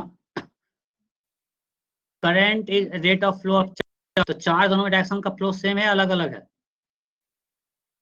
सेम है। अगर तुम मानोगे तो इलेक्ट्रॉन नेगेटिव चार्ज है, होल पॉजिटिव चार्ज है। इलेक्ट्रॉन होल पॉजिटिव चार्ज है तो इलेक्ट्रॉन का नेगेटिव पॉजिटिव डायरेक्शन में फ्लो कर रहा है, मतलब इलेक्ट्रॉन सेम डायरेक्शन में फ्लो कर रहा है। अगर तुम एक इलेक्ट्रिक करंट में बताओ 2 कूलम इधर गया और -2 कूलम इधर गया, करंट ऐड होगा या सब्ट्रैक्ट होगा? बोल, टोटल करंट क्या होगा? 1 सेकंड में इतना गया, टोटल करंट कितना बोलोगे? 0 या 4 एम्पियर? करंट क्या बोलोगे, 0 या 4 एम्पियर? 4 एम्पीयर। -2 इधर गया, इसका मतलब क्या हुआ? +2 इधर आया, दोनों ऐड ही होगा ना। हाँ तो सेम अगर होल को तुम प्लस चार्ज मान लो, तो होल इधर गया है, इलेक्ट्रॉन तो से होल इधर गया, मतलब प्लस चार्ज, मतलब क्या हुआ? इलेक्ट्रॉन को यहाँ पे न्यूट्रल कर दिया, मतलब होल एक तरह से प्लस चार्ज हम मान रहे हैं। यहाँ नेगेटिव चार्ज था, ये होल आया यहाँ पे 0 कर दिया, मतलब अगर होल को हम प्लस चार्ज माने तो उसके कोई डायरेक्शन में फ्लो कर ऐड होगा। अब समझिए कि नहीं, करंट ऐड होगा, हाँ सर। समझ रहे? तो ये हो गया सेमीकंडक्टर। इंसुलेटर में क्या होता है? इंसुलेटर में ये जो बैंड एनर्जी गैप है बहुत बड़ा है। ये इंसुलेटर है, इसका वैलेंस बैंड और ये conduction band, empty conduction band है, ये वैलेंस बैंड है। और ये एनर्जी गैप जो है लार्जर देन दिस है। मतलब थर्मल इंडक्शन का इलेक्ट्रॉन यहाँ से यहाँ जंप नहीं कर सकता है। मींस ये जो कंप्लीटली फील्ड है वो फील्ड है, इसके पास कोई एम्प्टी क्वांटम स्टेट नहीं है। अगर आप इलेक्ट्रिक फील्ड अप्लाई करोगे, जो यहाँ के इलेक्ट्रॉन है उस एनर्जी को एक्सेप्ट नहीं करेंगे, उनके पास आसपास कोई एनर्जी खाली नहीं है। Clear? So mechanism of current flow in conductor, semiconductor, insulator, तीनों क्लियर है? किसी कोई डाउट नहीं? अब हम लोग फोकस करते हैं सिलिकॉन पे। उसके पहले थोड़ा नोट्स रिविजिट करते हैं, नोट्स में सब लिखा हुआ है कि नहीं। जो लिखना पड़ेगा वो लिखाना पड़ेगा ना। बैलेंस बैंड डिफाइन किया हुआ है, मैक्सिमम एनर्जी लेवल चीज कंप्लीटली फील्ड में। आपको जानबूझ के रीडिंग देना था, आपको जहाँ पे दिक्कत है आप समझ लो। मैक्सिमम एनर्जी लेवल चीज completely filled is called valence band. Mean energy level चीज not completely filled is called conduction band. Energy band gap, energy gap between conduction and balance band is called energy band gap. कोई दिक्कत नहीं? Next page में दिया mechanism of current flow in conductor, समझा दिया आपको। और यहाँ पे लिखा हुआ है मैग्नीशियम वाला भी, आप इसको अच्छे से लिखना, बाद लिख लेना। यहाँ पे 3s3p ओवरलैप करता है, giving rise to conduction band, मतलब यहाँ पे ओवरलैपिंग कंडक्शन बैंड और वैलेंस बैंड है। फिर कैटेगराइजेशन यहाँ पे लिखा हुआ है, ईजी कम है, ईजी ज्यादा है। ठीक है?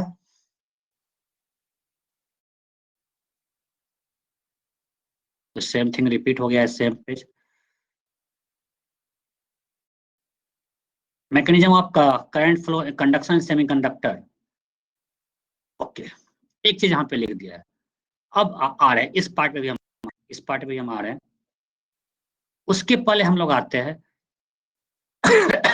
ये सब है ठीक है, हम आप सिलिकॉन की बात करते हैं, अपना सिलिकॉन क्रिस्टल की बात करते हैं। तो हम लोग फोकस करते हैं सिलिकॉन पे। सिलिकॉन में क्या होता है, टेट्राहेड्रल स्ट्रक्चर आप लोग पढ़ चुके केमिस्ट्री में। तो ये आपस में चारों तरफ यहाँ पे जो इलेक्ट्रॉन है कोवेलेंट बॉन्ड में पार्टिसिपेट करते हैं। इलेक्ट्रॉन कोई फ्री नहीं है, ये सराउंडिंग के साथ इस आपस बगल के सिलिकॉन के साथ बॉन्ड बनाया, कोवेलेंट बॉन्ड बनाया, और हाइब्रिडाइजेशन क्या है, sp3 हाइब्रिडाइजेशन है। मतलब जो मेरा सिलिकॉन जो होता है, आपको जो एक कंफ्यूजन होगा ये कि सिलिकॉन का बताओ तो क्या इलेक्ट्रॉनिक कॉन्फ़िगरेशन क्या होगा, बोलो। 1s2 2s2 3s2 3 1s को फिल कर देते हैं 2s, अब 2p 3s और क्या होगा 3p, यही ना।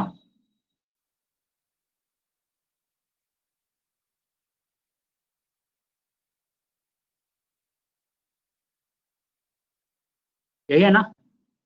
अब आपको लगेगा कि जो ऐसे उसने सर वो पूछा अलग अलग होगा ना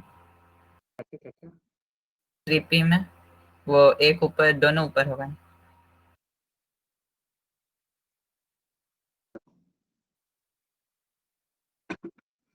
तो ये 1s 2s 2p 3s 3p। अब यहाँ पे कौन आएगा सर, यहाँ पे 3p तो एम्प्टी क्वांटम स्टेट है, आप एनर्जी बैंड डायग्राम बनाओगे तो ये एम्प्टी है, तो यहाँ पे तो कंडक्टर दोनों होती है। ऊपर क्यों होगा?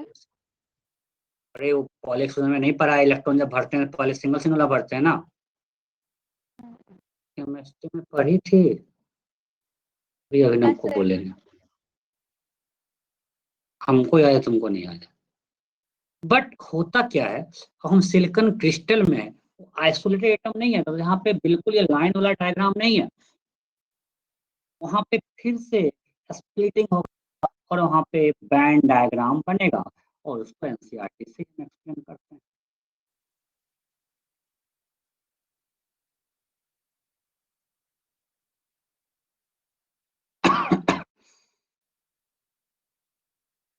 देखिए अगर हमारे पास ये सिलिकॉन था, मान लीजिए एन एटम है, तो यहाँ पे ये दिया हुआ है, ये यहाँ पे बेसिकली ये इसका दिखाया है, ये क्या है 3s है और ये 3p है। ये जो आपको दिखाया गया है ये 3s है और 3p है। इसको हम पहले सिंपल बता देते हैं, फिर यहाँ पे अच्छे से डायग्राम बना हुआ है, वो आप डायग्राम नोट करना, मैं सिंप्लीफाई करके बताता हूँ। अच्छा उतना अच्छा तो मेरा बनेगा नहीं। तो जब सिलिकॉन क्रिस्टल लेंगे, अब वहां पे फिर से स्प्लिटिंग होगा, तो अंदर वाले में हम ऑलमोस्ट मान सकते हैं कुछ नहीं हो रहा है, ऑलमोस्ट ठीक है 1s 2s 2p an atom से। तो जब 3s है, अब ये 3s जो है स्प्लिट होगा, जो यहाँ पे दो क्वांटम स्टेट थे स्प्लिट हुआ, और ये 3p भी वो भी स्प्लिट हुआ। हम अभी 3s 3p को दिखाते हैं, ये ऐसा ऐसा ऐसा ऐसा मान लिए। सो अगर स्प्लिटिंग हुआ, अगर मानते हैं अभी भी स्पेसिंग कम है, तो यहाँ पे ये मेरा ईजी है, ये एनर्जी गैप है, ये 3s और 3p। बट और जब क्लोज लाते हैं तो ये ओवरलैप कर हमारे पास बनता है sp3, और कुछ ऐसा शेप होता है। मेरा अच्छा डायग्राम नहीं बनेगा, वो एनसीईआरटी में अच्छे से बना हुआ है, कुछ ऐसा।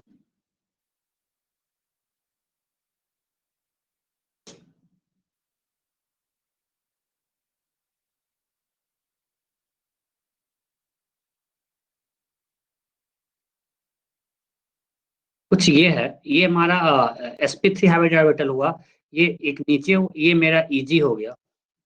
बहुत गंदा डायग्राम है, एनसीईआरटी में चलो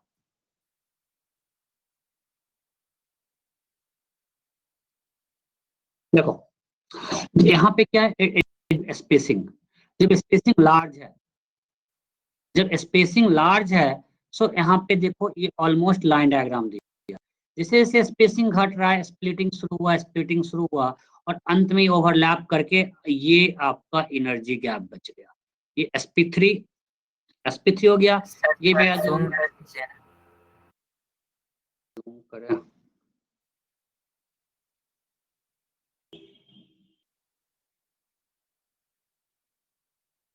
अभी दिख रहा है? हाँ अभी दिख रहा है पहले से। देखो क्या है, पहले जब स्पेसिंग बहुत ज्यादा, ये क्या हो गया, क्योंकि मेरे स्क्रीन पे कुछ आ गया। जब स्पेसिंग बहुत ज्यादा है तो आप देखो सिंपल है, ये 3s और 3p का एक लाइन दिया हुआ। अब स्पेसिंग जो ही कम किया तो यहाँ को इसका स्प्लिटिंग किया, यहाँ इस स्पेसिंग के बाद यहाँ तक देखो ये रीजन क्या है, ये रीजन क्या दिया है, आइसोलेटेड एटम तक ट्रीट कर सकते हैं, ठीक है ना, आइसोलेटेड एटम देखो। हाँ सर, नहीं दिख रहा है क्या? दिख रहा है। दिख रहा है। उसके बाद जो रीजन बी है, यहाँ पे स्पेसिंग और थोड़ा कम हुआ तो अब स्प्लिटिंग हुआ। यहाँ पे मतलब इसके बीच में 6n स्टेट्स है, ये जो स्प्लिट किया है इस गैप में 6n स्टेट्स है, और यहाँ पे इस गैप में 2n स्टेट्स है। उसके बाद और स्पेसिंग कम करते गए, ये हाइब्रिड ऑर्बिटल बन गया, और यहाँ पे बन गया sp3। ये ऊपर sp3 नीचे भी sp3, देखो ये पूरा sp3 हो गया ये, और इधर भी हो गया sp3, और बीच में जो गैप है वो बैंड गैप। समझे या नहीं? मीन्स कुछ ऐसा जो आपको हम बनाए थे ना, क्या क्या बोलो सर फिर से स्प्लिट क्या कर रहा है इसमें? ऑर्बिटल जो अभी बताया ना, बैंड डायग्राम कैसे बनता है, आपस में जब इलेक्ट्रॉन इंटरेक्शन करेगा तो एक 2s जो 3s 3p है वो लाइन रह पाएगा क्या? लाइन से रेक्टेंगल बनाए थे ना। हाँ सर।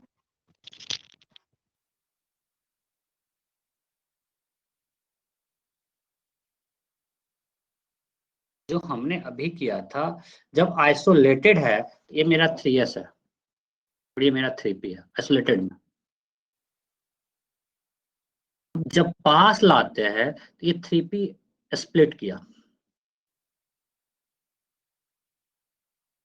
और ये 3s भी स्प्लिट किया, और जब स्प्लिट किया तो ये ऐसा हो गया, और अल्टीमेटली मेरा पूरा एक ऐसा कुछ बन गया। ये भी हो गया sp3 हाइब्रिड ऑर्बिटल, ये भी हो गया sp3 हाइब्रिड ऑर्बिटल, और इसके बीच जो हो गया ये हो गया बैंड एनर्जी गैप। समझे या नहीं? हाँ sir. Total 8n quantum states था, 3s का 2, 3p का 6n, 3s का 2n स्टेट्स था, 3p का 6n स्टेट्स था। टोटल n 8n में से 4n स्टेट्स नीचे हो गया, 4n स्टेट्स यहाँ आ गया, मतलब ये हो गया कंप्लीटली फिल्ड, और ये sp3 जो कंडक्शन बैंड है ये कंप्लीटली एम्प्टी हो गया, कंडक्शन बैंड एम्प्टी और वैलेंस बैंड कंप्लीटली फिल्ड।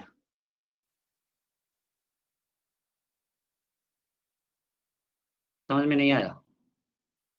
आया सर। हम आपको बताए थे ना क्रिस्टल में कि जब पास आता है पोटेंशियल एनर्जी फंक्शन सबका चेंज किया, इसलिए एक जो स्टेट था वो बहुत सारे स्टेट्स में डिवाइड हो रहा है। तो सिमिलरली यहाँ पे जो 3s है, एक सिंगल जो 3s था वो इतने सारे स्टेट्स में डिवाइड हो गया। जो मेरा पहले सिंगल 3s था वो यहाँ से यहाँ तक पूरा एक डायग्राम, यहाँ पे सारा 2n स्टेट्स इतने बड़े गैप में आया, और 3p का जो 6n स्टेट्स था वो इतने बड़े गैप में आ गया। तो यहाँ पे s और p ऑर्बिटल ओवरलैप किया, इस ओवरलैपिंग का हमारे पास बचा हाइब्रिड ऑर्बिटल बना sp3 का। तो अब जो मेरे पास बचा वो ये बचा ऐसा कुछ। तो ये है मेरा, जहाँ पे टोटल 8n स्टेट था, 6n स्टेट्स इसका था, 2n इसका था, टोटल 8n स्टेट्स में 4n स्टेट्स यहाँ आया और 4n स्टेट ये आया। ये भी sp3 ये भी sp3। अब समझ में आया कि नहीं आया? कितने इलेक्ट्रॉन थे? इसमें 2 इलेक्ट्रॉन था, इसमें 2, क्या होता है 3s2 3p2, सो अगर n एटम है तो यहाँ पे 2n इलेक्ट्रॉन था, यहाँ भी 2n इलेक्ट्रॉन था। यहाँ पे कितना इलेक्ट्रॉन था? 2n। यहाँ कितना था? 2n। 2n। टोटल जो 4 इलेक्ट्रॉन था वो किसका, ये इसमें है वैलेंस बैंड में, और ये पूरा कंडक्शन बैंड मेरा एम्प्टी है। ये मेरा सिलिकॉन का हो गया। समझे या नहीं प्रियांश सर? हाँ सर। ठीक है। तो अल्टीमेटली अगेन आपको इसमें क्या ध्यान रखना है, सिलिकॉन में क्या हुआ, सिलिकॉन एसिड था तो अलग अलग अपना sp था, जो ही सिलिकॉन क्रिस्टल बनता है हाइब्रिडेशन हो गया, उसका जो इलेक्ट्रॉन है सब sp3 में चला गया, और मेरा एक ऊपर कंडक्शन में पूरा sp3 एम्प्टी है। सो यहाँ पे हमको ये दिखा, और हम लोग जब बैंड डायग्राम बनाएंगे तो अब हम इसका बैंड डायग्राम ऐसा ही बनाएंगे। ये मेरा sp3 का कंडक्शन बैंड है जो कम्प्लीटली फिल्ड, वैलेंस बैंड है जो कम्प्लीटली फिल्ड है, और मेरे पास ये कंडक्शन बैंड है जो कम्प्लीटली एम्प्टी है। अब समझो, यहां से यहाँ इलेक्ट्रॉन आपको हम समझाए, देखो थर्मल इंटरेक्शन सेमीकंडक्टर। यहाँ होल बना। अब मुझे ये बताओ, ये इलेक्ट्रॉन हाई एनर्जी लेवल में गया, ये नीचे भी तो जंप कर सकता है। जब इलेक्ट्रॉन हाई एनर्जी लेवल में गया तो नीचे जंप कर सकता है, नहीं कर सकता है? कर सकता है। यहाँ पे दो प्रोसेस है। एक प्रोसेस है कि इलेक्ट्रॉन यहाँ से यहाँ जंप किया और होल मूवमेंट किया, होल यहाँ से यहाँ आया। दूसरा है recombination, means electron jumps from conduction band to valence band, तो फिर से रिकॉम्बाइन कर लेगा, होल और इलेक्ट्रॉन रिकॉम्बाइन कर लिया, ये चलते रहता है। At equilibrium what we have found in pure semiconductor, इसका बोलते हैं intrinsic semiconductor. In intrinsic semiconductor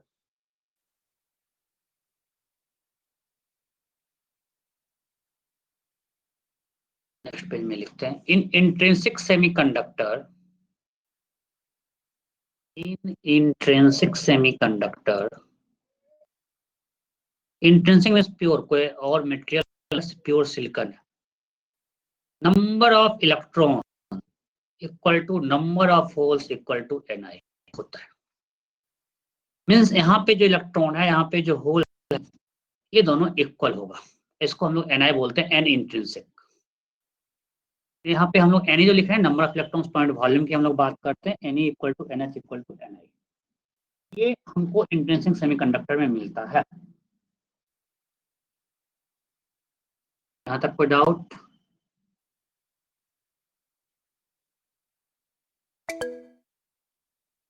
देखो अग्निवा, तुम्हारा डाउट है लो टेम्परेचर में, हम लोग बात करें रूम टेम्परेचर, उससे बहुत कम करोगे तो नहीं करेगा। अगर आप टेम्परेचर बहुत कम करते, थर्मल इंटरेक्शन उतना एफिशिएंट नहीं है कि ऊपर जम जाए, इसमें कंडक्ट नहीं करेगा।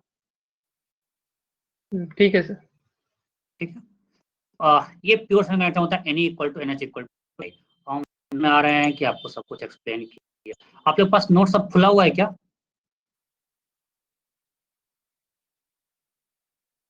सर वो नोट्स ओपन नहीं हो रहा है। डाउनलोड हुआ? नहीं, वो ओपन ही नहीं हो रहा है, वहां से एरर दिखा रहा है। उसके बाद हम फिर तब देखेंगे। सो देखो, at low temperature semiconductor conduction band is completely empty but इसका एनर्जी गैप इज स्मॉल। सो मैं सबको बता दिया, electron gain energy and hence to and move to conduction band which are free to move and drift when electric field is potential difference is applied। यहाँ तक कोई दिक्कत? ये पढ़ो, पूरा पढ़ो।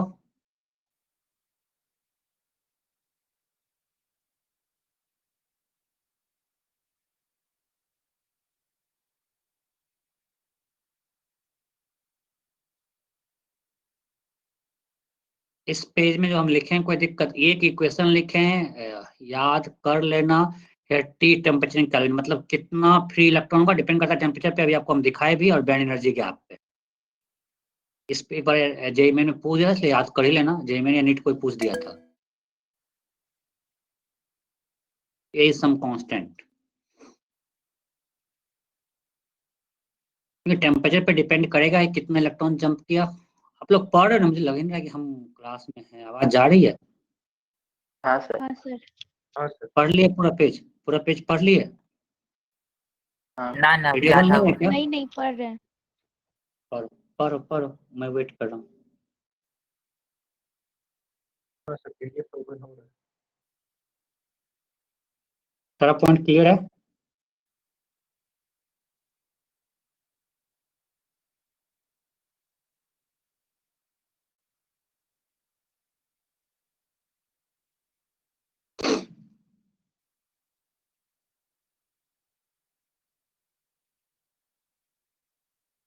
जल्दी करो, आज एनर्जी बैंड डायग्राम पूरा खत्म करना है पीएन जंक्शन तक।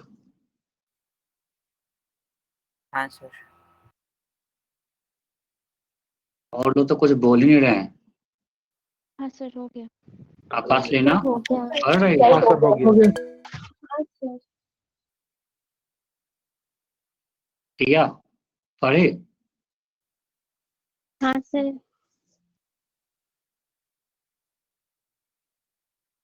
सृजनी मैम, नोट बाद में करना है, पढ़ना है। हाँ और आपको पता चलेगा जेईमेन और नीट का सिलेबस कुछ कट नहीं हुआ है, जरा खुश नहीं होना हाँ है। सर।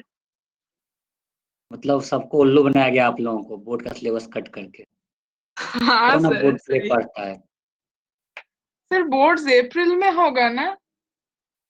शायद। सो ये मैं बता दिया, ये बता दिया, ये क्यों ऐड हुआ बता दिया, ये बता दिया। ये आपको पता है sp3 है, ये कंडक्शन में कम्प्लीटली एम्प्टी है, वेव कम्प्लीटली फिल्ड है। ये इसको छोड़ सकते हो, इसलिए फर्मी फंक्शन देता है ना, it gives you probability of finding electron at partial energy level.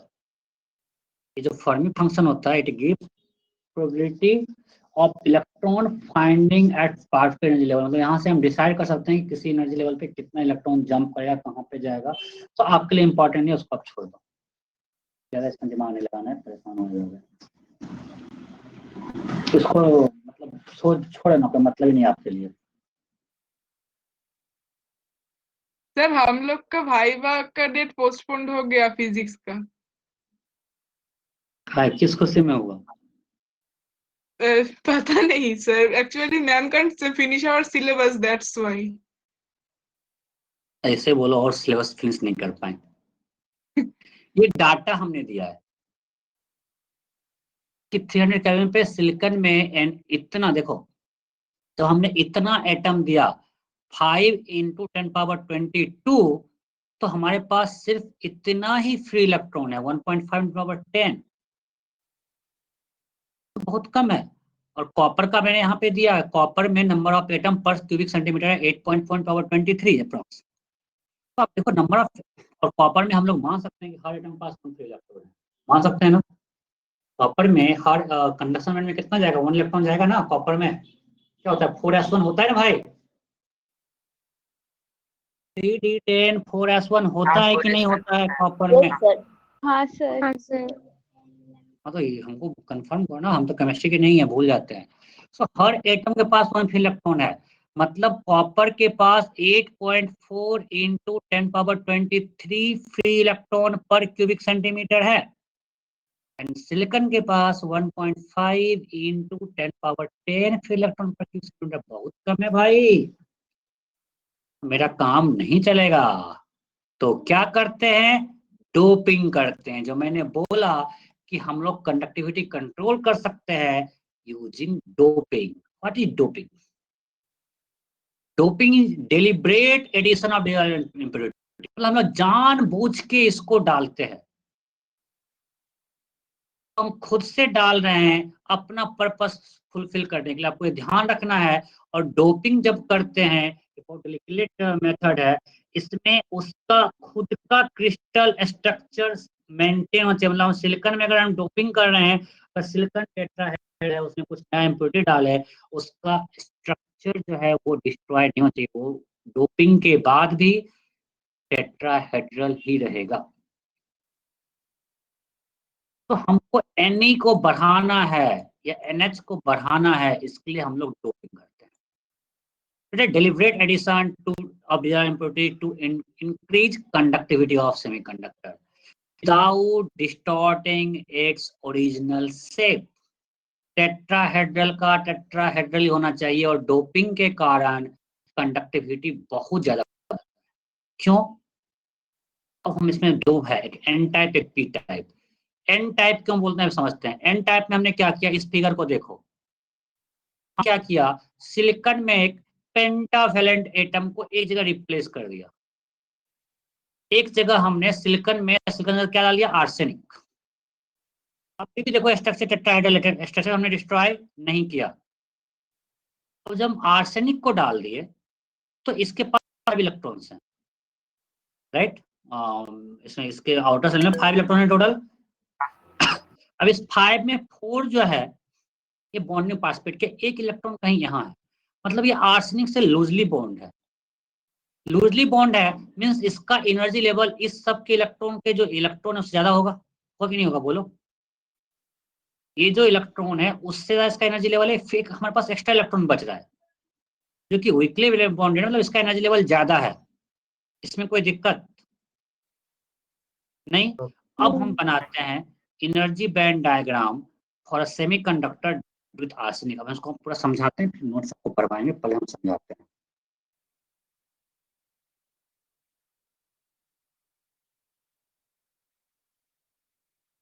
हमारे पास आर्सेनिक से डोप्ड सेमीकंडक्टर, ओके। तो हाइड्रेशन चेंज नहीं किया तो अभी भी मेरे पास ये वैलेंस बैंड है sp3, कंडक्शन बैंड एम्प्टी है sp3, और कुछ एक्स्ट्रा इलेक्ट्रॉन्स का एनर्जी ज्यादा यहाँ बैठा हुआ है भाई, ये इलेक्ट्रॉन है, इसको बोलते हैं इम्प्योरिटी एनर्जी लेवल। हम मैं आज ई लिखेंगे मतलब इलेक्ट्रॉन है, ये है, इसको बोलते हैं impurity energy level. Impurity energy level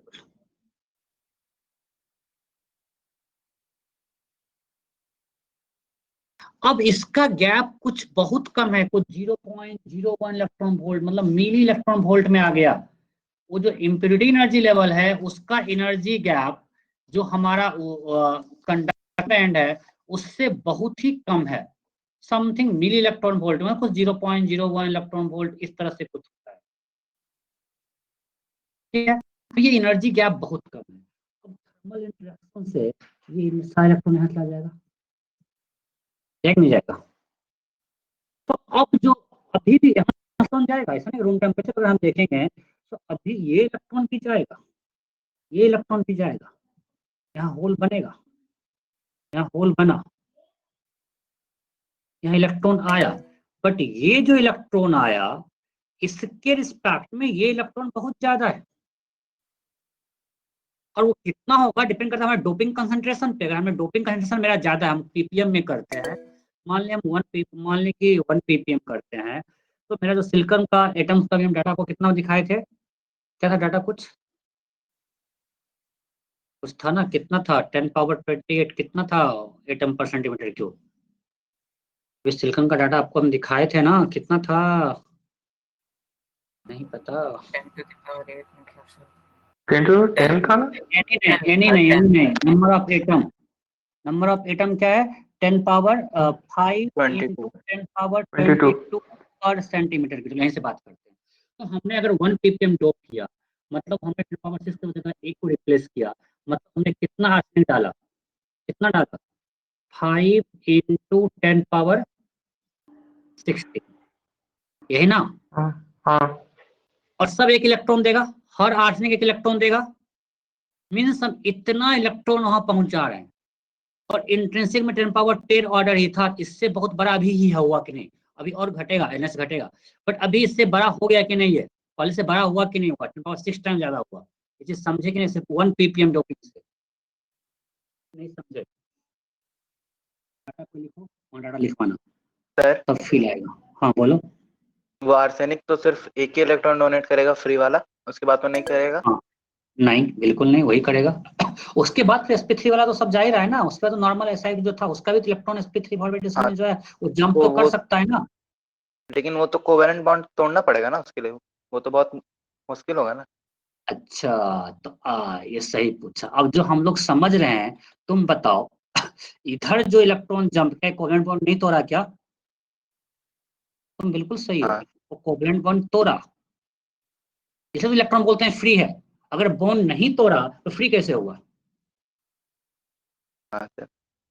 ये इलेक्ट्रॉन भी बॉन्ड तोड़ के आया। हम जो समझ रहे हैं बैंड बैंड, रियल में वहां पे कोवेलेंट बॉन्ड से इलेक्ट्रॉन निकल रहा है और वो उस वहां बॉन्ड से फ्री हुआ, बट क्रिस्टल के अंदर है। क्रिस्टल के अंदर मूव करने के लिए फ्री है, बिकॉज हमारे पास एम्प्टी क्वांटम स्टेट यहाँ मिल रहा है। यहाँ पे हम एनर्जी लेवल डायग्राम समझ रहे हैं, बट जो रियल में 3D पिक्चर में हो रहा है, बॉन्ड से इलेक्ट्रॉन निकल रहा है।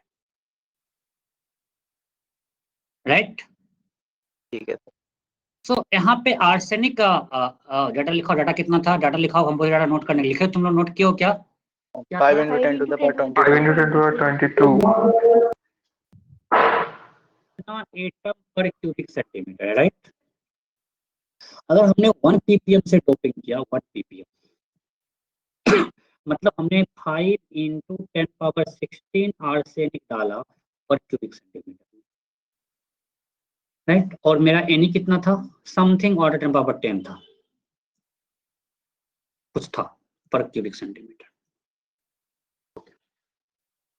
तो अगर हम यहाँ पे आते हैं, ये मेरा कंडक्शन बैंड है, ये मेरा वैलेंस बैंड है, और ये हमारा इम्प्यूरिटी एनर्जी लेवल है जहाँ पे इलेक्ट्रॉन बैठा हुआ है। ये बहुत इलेक्ट्रॉन है, क्योंकि इलेक्ट्रॉन जो यहाँ पे ऑर्डर है ये 10 पावर 22 इलेक्ट्रॉन पर क्यूबिक सेंटीमीटर है या नहीं है? यहाँ जो इलेक्ट्रॉन है वो 10 पावर 22 पर cubic centimetre, because her arsenic एक इलेक्ट्रॉन यहाँ पे बैठाए हुए हैं। सिर्फ 1 ppm डोपिंग करते हैं तो, और इसका एनर्जी गैप बहुत कम है, कुछ मिली इलेक्ट्रॉन वोल्ट में है, तो थर्मल इंटरेक्शन के कारण ये सारा इलेक्ट्रॉन यहाँ जा, ये इलेक्ट्रॉन यहाँ आया, ब्लू से डाल दिया। और अभी भी मैंने बोला यहाँ से इलेक्ट्रॉन यहाँ जंप करेगा, बिल्कुल करेगा, ये इलेक्ट्रॉन भी जाएगा यहाँ पे, बट ये मेरा 10 पावर 10 के ऑर्डर में था। 10 पावर 10 में 10 पावर 22 अगर ऐड करेंगे, इसको इग्नोर नहीं कर सकते हैं क्या? कर सकते हैं कि नहीं? कर सकते हैं। इतना बड़ा और ये बहुत बड़ा है। और एक चीज और देखो, और देखो, और देखो, अब क्या होगा, यहाँ इलेक्ट्रॉन बहुत ज्यादा हुआ, यहाँ होल बना। होल जब बना, सो अभी जब मेरा इंट्रिंसिक था, इंट्रिंसिक सेमीकंडक्टर, इंट्रिंसिक में इक्वल टू NH था, Ni। अब बताओ, मुझे बताओ, डोपिंग के बाद NH सेम रहेगा या बढ़ेगा? डोपिंग के कारण Ni तो बढ़ गया। डोपिंग के कारण जब हमने आर्सेनिक से N टाइप, इसको आर्सेनिक से में डोप किया, हमारा Ni तो बढ़ गया, ये हम दिखा दिए। NH बढ़ेगा, घटेगा, सेम रहेगा?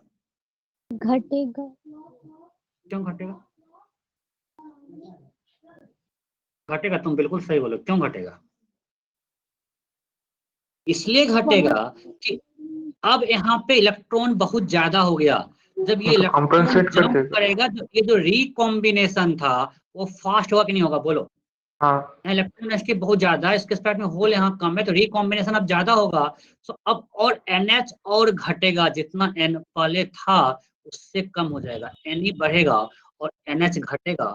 मीन्स इन, इसको बोलते हैं N type doping. Why N type? Because negative electron वहाँ पे है, इलेक्ट्रॉन हमने एक्स्ट्रा दिया, इसलिए वहाँ पे बोलते हैं N डोपिंग, इन N टाइप डोपिंग। अब वहाँ पे आर्सेनिक का जगह पॉजिटिव आयन हो जाएगा ना, आर्सेनिक से इलेक्ट्रॉन निकला तो पॉजिटिव आयन आया नहीं,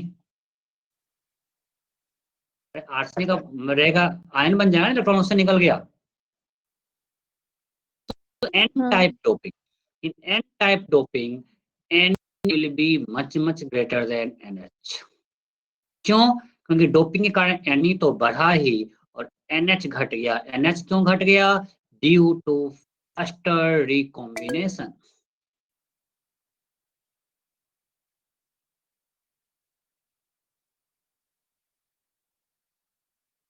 और कोई भी डोपिंग का कंसंट्रेशन हो, ये Ne into NH is always constant, it is independent of doping।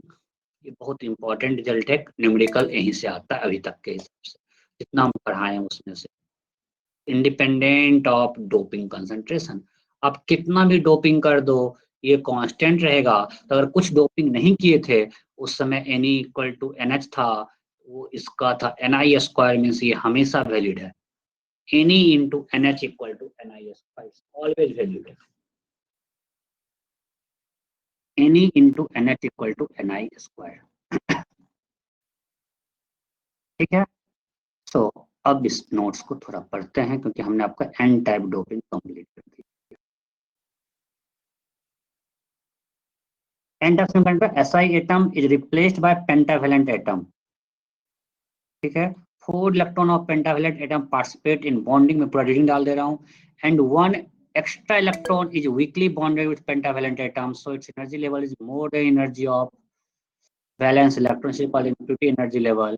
With increase in temperature, these electrons may jump easily to conduction band. So electrons from valence band also jump to conduction band, but their number is much smaller than electrons coming from impurity energy level. Since there are more electrons in conduction band than number of electrons in valence band, ये यहाँ पे number of holes होना चाहिए। इसको क्या कर दोगे, holes. एक करेक्शन है, मिस्टेक किया है।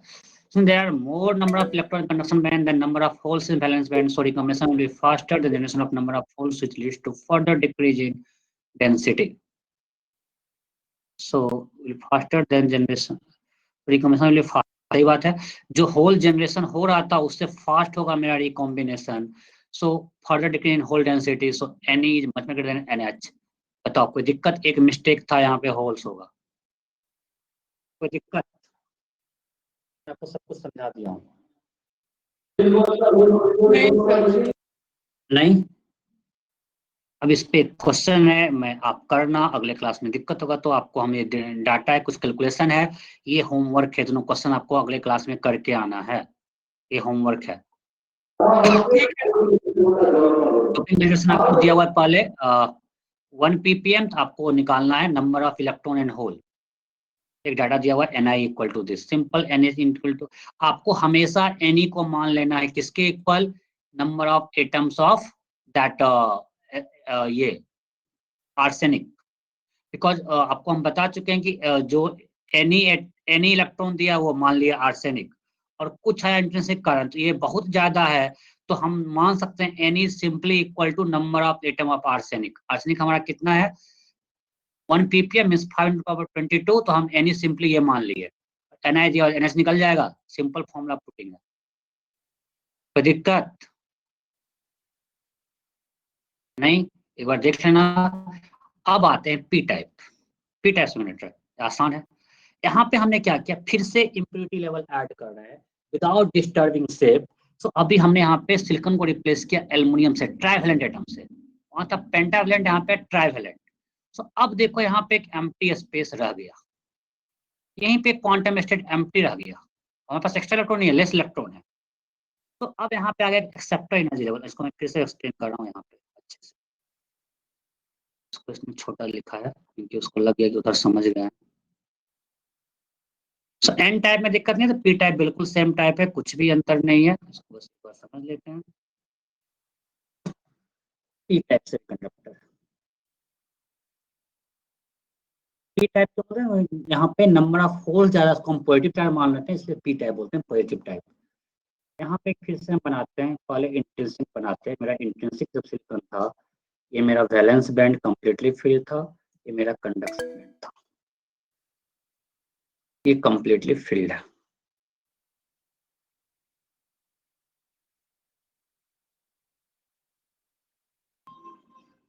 ये एम्प्टी है। अब यहाँ पे एक एम्प्टी क्वांटम स्टेट है, इसके जस्ट पास में यहाँ एक एम्प्टी क्वांटम स्टेट है, इसको बोलते हैं एक्सेप्टर एनर्जी लेवल। अब ये गैप बहुत कम है, जो अब पहले इलेक्ट्रॉन यहाँ से यहाँ जंप कर रहा था वो अभी भी करेगा, अभी भी इलेक्ट्रॉन यहाँ से यहाँ जंप करेगा, यहाँ जंप किया, यहाँ पे इलेक्ट्रॉन आया,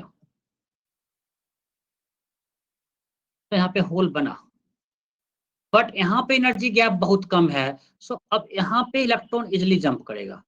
सो यहाँ जब इलेक्ट्रॉन इजिली जंप करेगा, यहाँ इलेक्ट्रॉन आ गया, सो होल डेंसिटी बहुत ज्यादा हो गया। अब जो है होल डेंसिटी मेरा बहुत ज्यादा है। ये जो इलेक्ट्रॉन था, मतलब अब देखो वैलेंस बैंड मैंने क्या होता, दो प्रोसेस था करंट फ्लो करने का, एक ये इलेक्ट्रॉन अपना हाई एनर्जी में जाएगा और इसको फिल करने के लिए वैलेंस बैंड में इलेक्ट्रॉन ऊपर, मतलब movement of hole in valence band and movement of electron in conduction band, आपको हम समझाए थे। अब यहाँ पे होल डेंसिटी बहुत ज्यादा है, रिकॉम्बिनेशन होगा बट यहाँ पे होल डेंसिटी बहुत ज्यादा है तो ज्यादा ही रहेगा, और जो रिकॉम्बिनेशन के इलेक्ट्रॉन जंप करेगा तो यहाँ पे Ni और घटेगा, सो यहाँ पे Ni फर्दर रिड्यूस हुआ, NH बढ़ेगा, सो NH is much greater than Ne, and again Ne into NH equal to Ni square, ये हमेशा वैलिड है, Ne into NH equal to Ni square, it's always valid. तो ये तो है ही, और NH मेरा बहुत डिक्रीज कर गया, और अब सॉरी NH बहुत इंक्रीज कर गया, Ne बहुत डिक्रीज कर गया, अभी हम लोग फिर से मान सकते हैं NH equal to number of, मतलब doping atom, number of doped atom, almost उसके इक्वल मान सकते हैं। तो जो आपको डोपिंग कंसंट्रेशन दिया उससे दिखा लो कितना एटम पर क्यूबिक सेंटीमीटर में डोप किया उतना ही NH होगा। कोई दिक्कत है यहाँ तक? यार डोप एटम क्या कर रहा है इसको बताइए।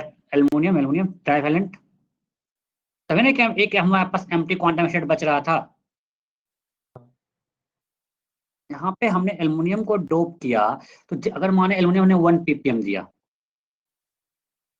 तो सिलिकॉन में हमने कितना एल्युमिनियम डाला पर सेंटीमीटर, 5 × 10⁻22 एल्युमिनियम पर क्यूबिक सेंटीमीटर, मींस इतना होगा डेंसिटी ऑफ होल। समझा? Yes. ये अभी हम आपको रिकैप करवा दिए। तो यहाँ पे याद है हमने ये किया था, ये इसको क्या बोलते हैं, म्यू क्या बोलते हैं बताओ, मोबिलिटी, हमने मोबिलिटी डिफाइन किया था E/τ/me, अरे अभी बताए Vd equal to E/me into τ, Vd equal to mu E, तो इसको बोलते हैं mobility, Vd equal to mu E होता है, Vd equal to mu E, mu E mobility of electron, मतलब मोबिलिटी ऑफ एक होल आएगा, मोबिलिटी ऑफ इलेक्ट्रॉन होल। अब दोनों करंट दे रहे हैं, दोनों करंट पार्टिसिपेट कर रहा है करंट फ्लो में, तो देखो I equal to I plus JH, तो J equal to current equal to JE plus JH। अब J क्या होगा, NeVd, अरे I था NeAVd, तो J क्या होगा, NeVd, अभी आज ही बताए हैं, Vd को हमने रिप्लेस कर दिया म्यू इंटू ई से, फिर इसके लिए म्यू H इंटू ई। अब बोलेगा सर आपने तो बहुत, दोनों जगह करंट ही फ्लो करता है, फिर म्यू ई और म्यू H अलग अलग क्यों ले रहे हैं? भाई एक बैलेंस बैंड है, तो दोनों में जो मेरा ये पैरामीटर म्यू का वो सेम क्यों होगा, ये तो अलग हो सकता है ना, दोनों अलग अलग बैंड है ना, कंडक्शन बैंड एक वैलेंस बैंड है, इसलिए म्यू H ले रहे हैं। क्लियर? हाँ सर। तो मेरा आ गया ये, और J इक्वल टू सिग्मा ही होता है कंडक्टिविटी, ये क्वेश्चन में पूछा जाता फॉर्मूला, तुरंत ड्राइव कर सकते हो, इलेक्ट्रिक करंट में पढ़ चुके हैं, सिग्मा ये हो गया, रेजिस्टिविटी इक्वल टू 1/कंडक्टिविटी। वो इसमें ये हम आपको इलेक्ट्रिक करंट से मैं आपको फिर से बताया नहीं, सब कुछ इलेक्ट्रिक करंट में पढ़ाया हुआ है, ये सारा कुछ एक्सप्लेन किया हुआ है। तो J है Ne म्यू ई, J है NeVd, Vd equal to mu और म्यू ई मोबिलिटी, आपको क्वेश्चन की मोबिलिटी में था, मोबिलिटी में हम बात कर रहे हैं, तो J हो गया Ne mu e, I current, IH current, NH mu H e, Ne मतलब number of electrons per unit volume, NH equal to number of hole density per unit volume, तो आ गया। अच्छा अब आप समझे कि सेमीकंडक्टर में with increase in temperature conductivity क्यों बढ़ता है, टेम्परेचर बढ़ाएंगे मेरा नंबर ऑफ जो फ्री इलेक्ट्रॉन था Ne और NH बढ़ेगा, जब Ne और NH बढ़ेगा मतलब कंडक्टिविटी बढ़ेगा, हाँ या नहीं? हाँ। और कंडक्टर में almost temperature property of material है। सो मेरा टारगेट आज यहीं तक था और बिल्कुल मैं टाइम पे खत्म भी कर दिया, अगली क्लास से पढ़ाएंगे पीएन जंक्शन।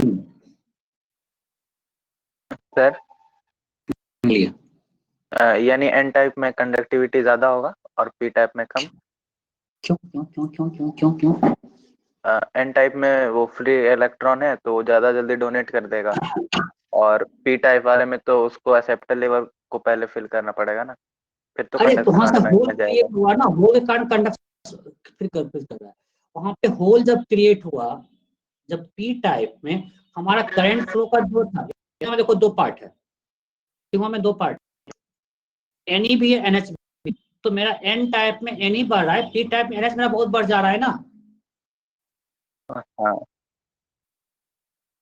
ठीक है एनी सर। कन्वर्ट एनर्जी बहुत ज्यादा है, तो ठीक। कंडक्टिविटी क्यों होगा? वो डिपेंड करता है पीपीएम लेवल पे, किसका पीपीएम लेवल ज्यादा है, और म्यू ई स्लाइटली म्यू एस से ज्यादा है। क्यों क्यों क्यों क्यों क्यों क्यों?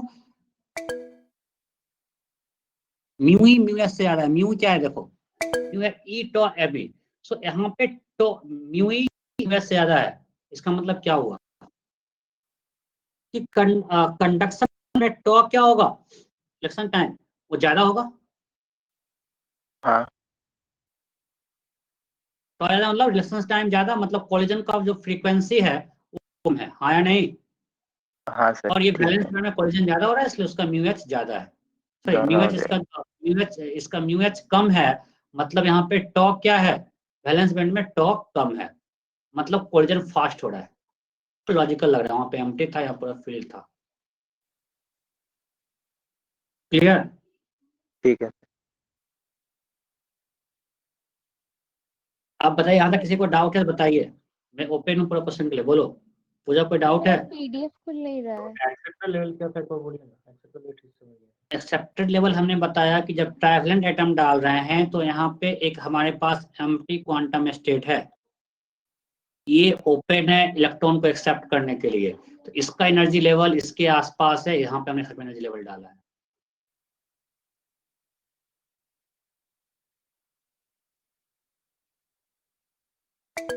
ये जो सर मेरा है, हाँ एक मिनट उसको पहले क्लियर कर देते हैं कि मेरा sp3 यहाँ पे बैलेंस बैंड है, ये कंडक्शन बैंड है, और एल्युमिनियम में हमारे पास एम्प्टी क्वांटम स्टेट है to accept energy, that is accept energy level.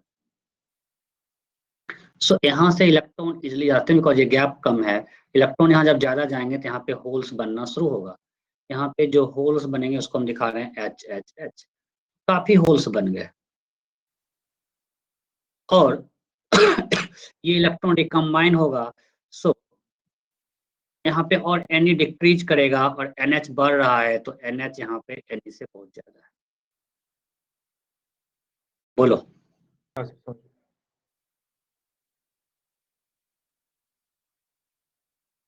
हाँ, बोलो आराम से, क्या पूछ रहा था? वो पूछ रहे थे सर, वो जो इंट्रिंसिक सेमीकंडक्टर था हाँ। उसमें वो लिखा रहता है कि उसका कंडक्टिविटी लो होता है, तो उसका सिंपली रीजन नहीं बोल देंगे।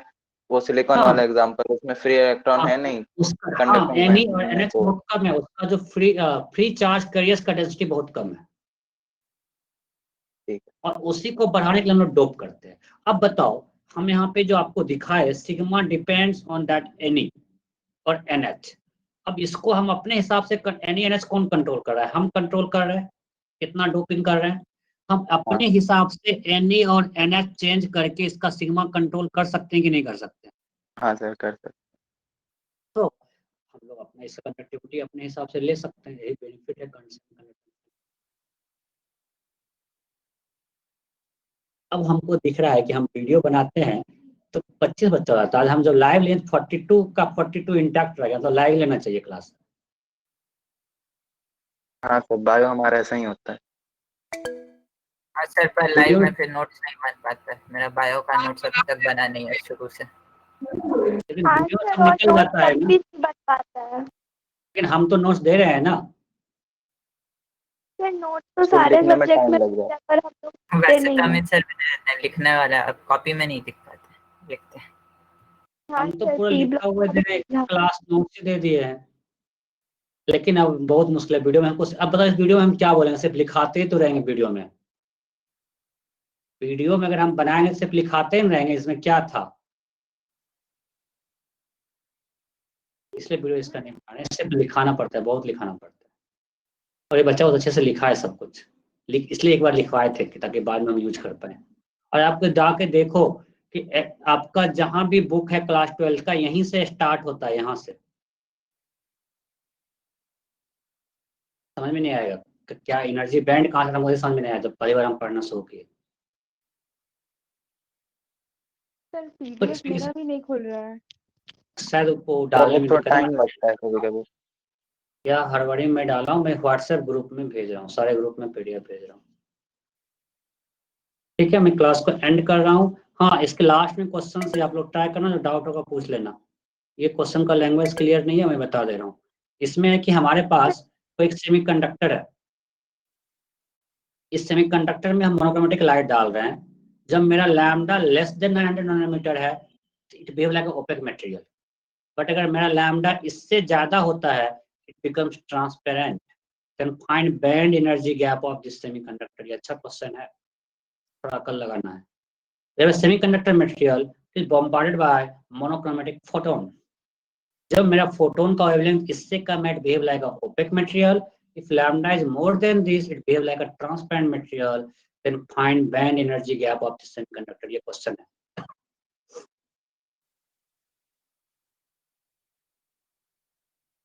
तो ये क्वेश्चन करके आना है। मैंने कितना 13 पेज किया है, 4 क्लास सबसे आ रहा है, 3 क्लास में खत्म करेंगे, अगली क्लास में पूरा पेज नहीं सुन पाएंगे।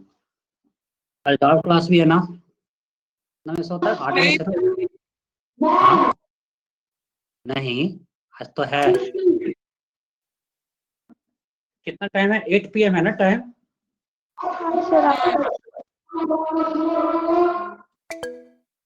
क्या तुम लोग बनाए हो ना? हाँ सर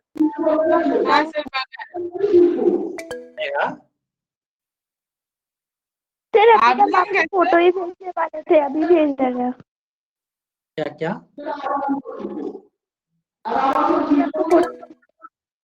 पिछले वीक सर में डाउट क्लास बचा हुआ है, फोटो इलेक्ट्रिक इफेक्ट का एक्सरसाइज था और आई थिंक एक्सरे का ऑब्जेक्टिव था ना। हाँ एक्सरे का objective and photo electric exercise, यही डाउट है, यही है। 8 बजे से होगा, 8 PM से। बाय। आप लेंगे? 8 PM। अजीत तुमको बनाया नहीं होगा, सब में भरोसा कर क्वेश्चन वगैरह सॉल्व करने में। तो